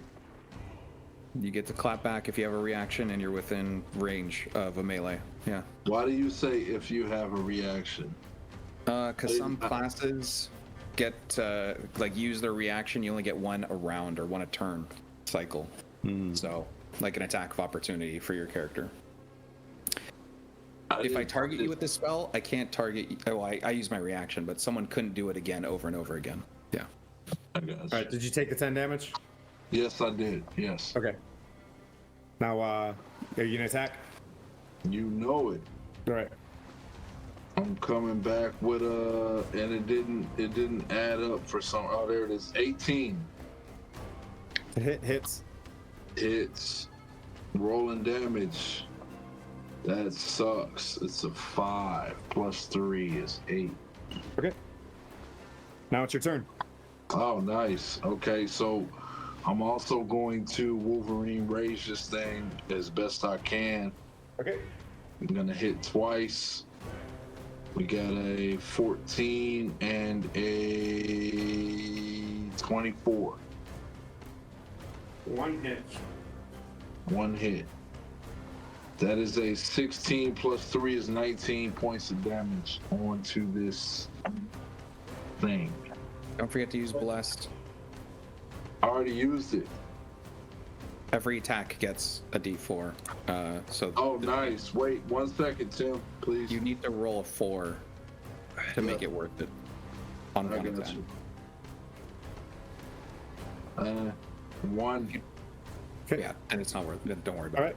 right. Yep. You staying there? Yes. Staying in the fight. All right. Vocath. Can I?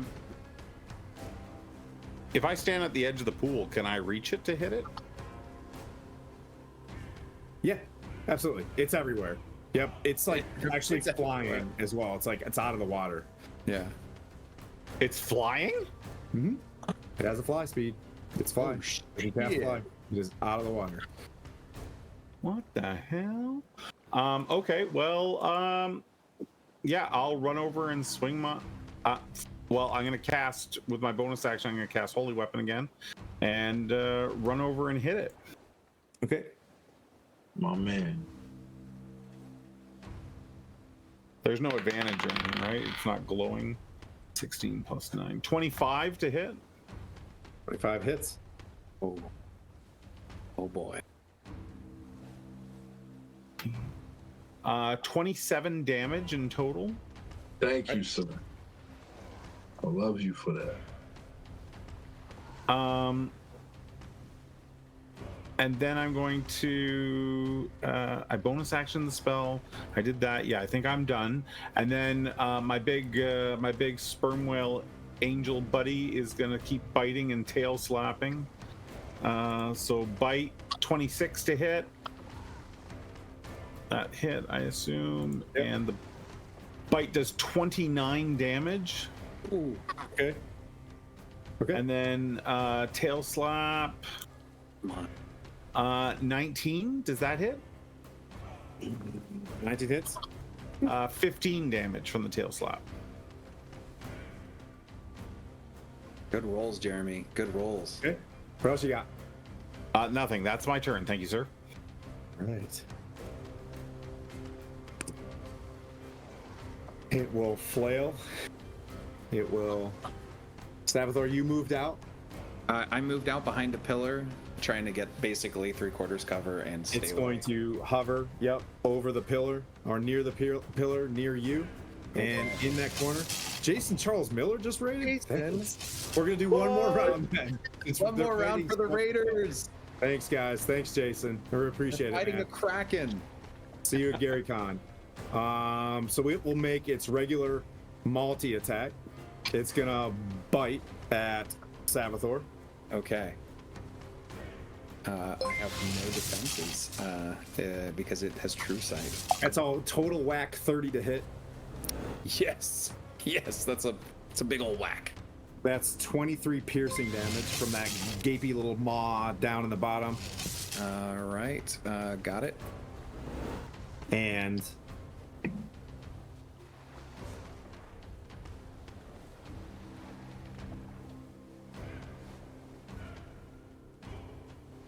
all right.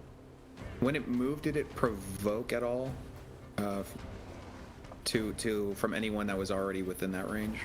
No, it kind of moves because those two, the sperm whale is on top of it, Vocath is on top of it. It just like rolled into your guys' space. Cool. It will strike you with a tentacle. Okay.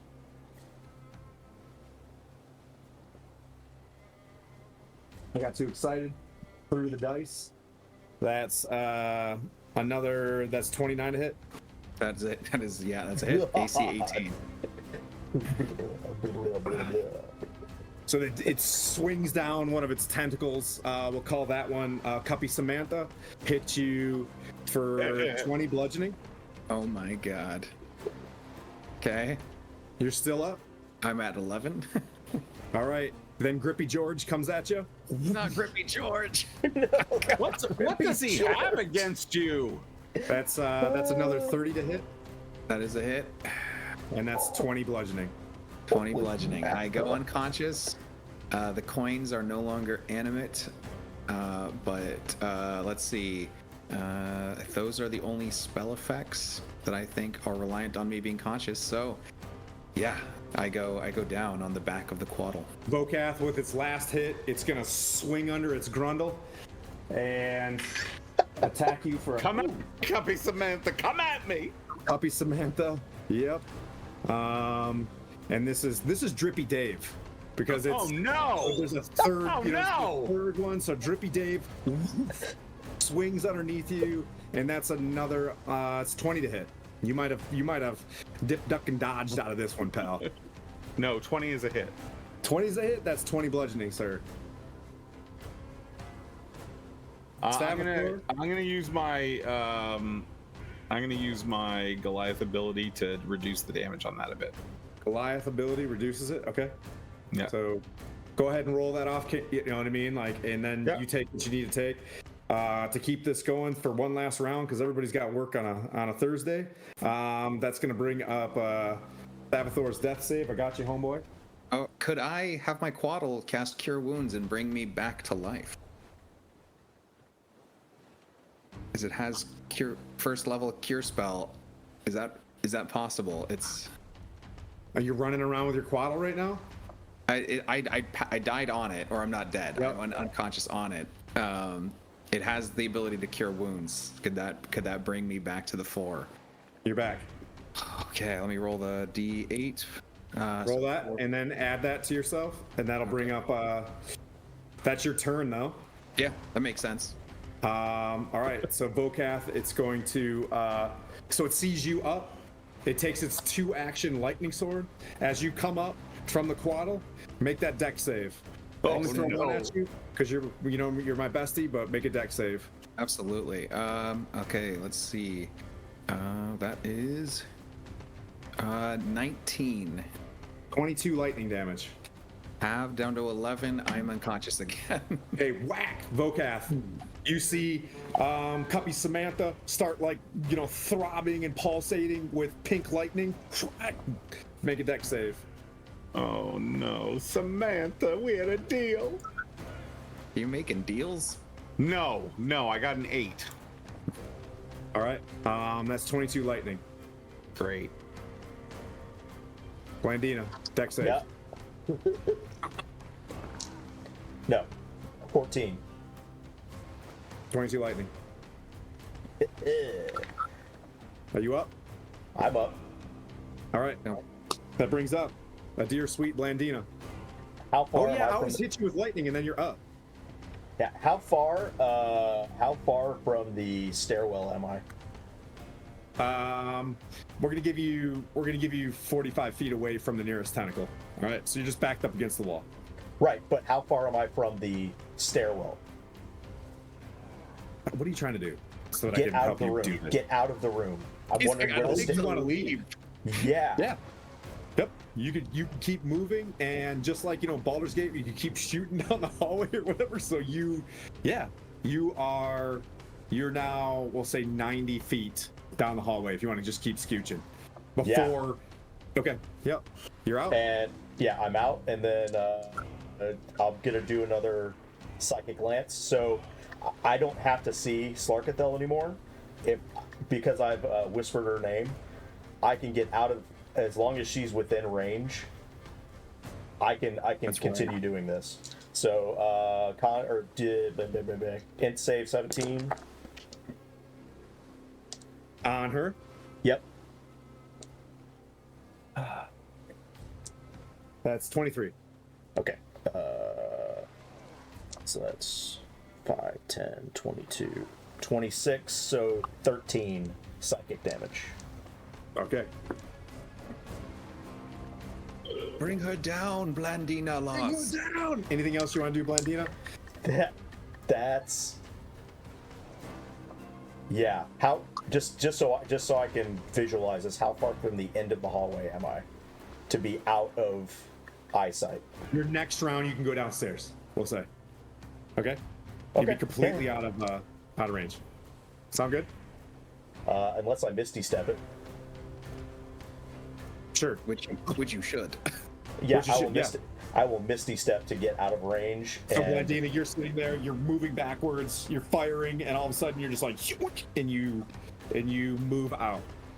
Well done, because you're on your last hit. Yep. Slippery Blandina. Torn, who's on deck, is going to receive its final legendary action as it's going to strike you with one more tentacle. That's 18 plus. Beep, boop, boop, beep, boop, boop, boop. That's a like 31. It's a hit. Holy crap! Is that halved? That's not no, damage. that's a hit. Yeah, so That's the hit. you're gonna take 10 damage. Yeah. That was Only Moist 10 bludgeoning. Murray. How much? 10. I already have it for you, so 10 bludgeoning. Holy shit. And that leaves you, see Torn, this guy as this thing is just struggling. raging. Its black eyes are staring at you. The eyes are the size of your body, just like staring you down. You mother. Don't forget to follow 988 saves lives, mental health awareness, suicide awareness. Okay, go ahead, Torn. All right, Torn. Now, in 3.5, now I'm just curious at this point. You take disadvantage to attack a specific body part, but it also has its rewards, right? Is Yeah, that you the want to call a same? shot? Go for it, buddy. Yeah, I want to hit this thing right in the eye. All right. Let him feel it. All right, rolling now. I'll say if you want to call the shot and make it good, give me both your attacks and roll once. Okay. Because you're like literally, you know what I mean? Like you're taking the time to hit this thing. Okay. I'll give you advantage on this one shot. 21. 21 hits. Ooh. 21 hits. Come on. And damage sucks. It's a 12. But still, you see this thing staring at you, and just as you see that acting fantastically in RP, you just run because you have freedom of movement. You just run straight down the tentacle, straight to its face. You slide, bam, and stick this thing right in its eye. Like the movies. You see one of its eyes, because it's got two eyes. Thanks, Magecraft Miniatures. One of its eyes just shut. That's your turn. Vocab. Yeah. You and Flame Tongue, the sperm whale, which I love the silliness that we got here. So fucking sperm whale. Okay, let's do the sperm whale first. Bite. 21 to hit. 21 hits. Damage. Thanks, Auntie, for the donation. 19 damage. Okay. And then whapping with his massive tail, 22 to hit. For 18 damage. At least the sperm whale is an aquatic creature still. Okay. Save me. I am then with my bonus action. I will cast. How can I upcast this at all? Do I have the slot to upcast? I think I can. I will cast Mass Healing Word. Yes.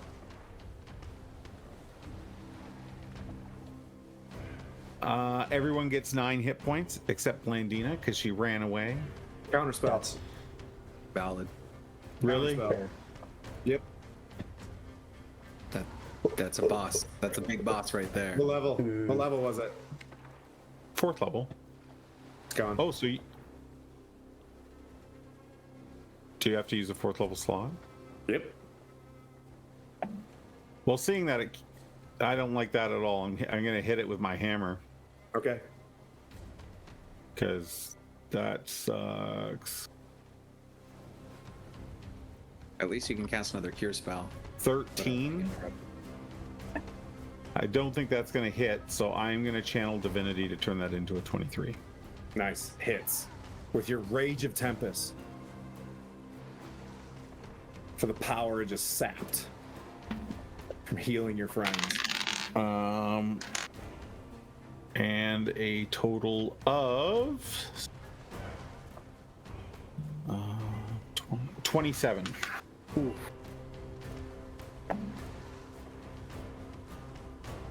As you raise your hands to heal, dark magic shuts it down. You raise your hammer to smash just one appendage, one, tentacle that's out there. As you hear this, you see Uther and the 2 storm giants dive towards the water, taking their greatswords and slashing them as hard as they can. Tentacles flail and smack them aside. Your friend is laying there unconscious. Blandina, you're outside as you hear just wailing and screams from storm giants. You are technically attached to this creature. Oh, it's not because you have freedom of movement. You see it flicker, look at you, and you hear it say, as it And it just, the room goes quiet as the throne seemingly is defended and Slarkrethel flees Maelstrom. Wow. As you have all done so well to defend Maelstrom, fantastic raiders, plenty of support. Your destiny is before you. As I'll read, guess what? Since I have new folks in here, I'll read the shitty poem just for everybody that we whipped up. There is no depth. I wrote this on the fly. Okay. There is no depth like the lair of Slarkrethel. She rules over demons, not those of hell. She barters her chaos in the deepest of wells. The rod you will seek is in the undersea. I think it just kind of just falls off at the end of that one. But we try our best. As you hear that echoing, fully well knowing the rod is in the undersea. Your friends are still there. You feel that you can vocath, that you can cast it if you want to, and I'm sure you do. You cast again or lay a cure wounds to bring your friend back.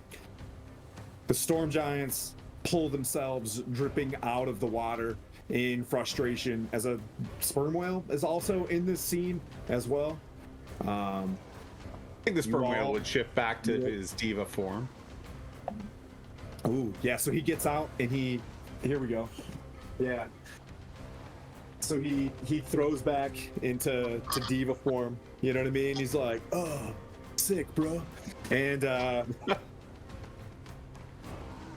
you guys all advance fantastically to level 12 as you now prepare for your final steps of Storm King's Thunder and your arc with Slarkrethel in 2 weeks' time. Thanks so much for the Raiders. Please, if you give a chance, we're trying to get to that 1K. I don't even know what that means other than just, like, yeah, we did that. We get to 1,000. It's cool. Yeah. Thanks so much for everybody popping in. We had 3 great raids today. I saw, what was that? Was it Another World? Or was it Adventures on Tap? It was Adventures on Tap, Fabled 42, and Jason Charles Miller. We got G-Dubs in there. Jason popped in, said some nice words. Really appreciate you guys. And we'll see you guys all in GaryCon. If anybody is following, we got Old World Charm down with us, running multiple sessions. We got Jeremy. You've seen him many times. If you're a Jason Charles Miller fan, if you ever gone to GaryCon, you've seen Old Men Rolling Dice as well, who's got his own channel, running every Thursdays with us or whatnot. We got Tori Q Hill. You need to get out there and search for Network The Quickening, a fantastic comic that he's building for his folks, and he's working with Charm as well. They've got another one coming out. We're gonna select Storm King's Thunder from Down Under is how we're doing this. Crocodile Dundee, rest in peace. Let me check real quick. Let's see who's floating out there. They could use a good raid. Game Master Eric, Quest Keep.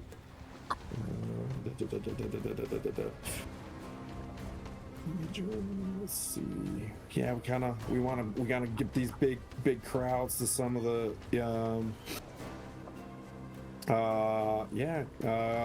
Game Master Eric is, yep, that's a good one. Yep. All right. Definitely. He's We'll good head people. in. It's fantastic. Everybody hey, thank you for saying I love this. I actually rolled into this on a Wednesday after a really long day of work, and I was deflated coming in. So thanks to a lovely mini that shows up and it changes the fight. I was expecting the Slarkrethel fight to last for a long time, but you guys rolled in there with some mean bolstered buffs. But yeah, she's got Power Word Kill, you know that? She's got Counterspell. She's ready to rock. Damn, dude. That was crazy. We'll see you guys Sunday for me DMing again with Noynek and the Revengers? Yeah. No. Divine Misfits. Yeah. Cool. Thanks everybody. Bye. It's time for bed.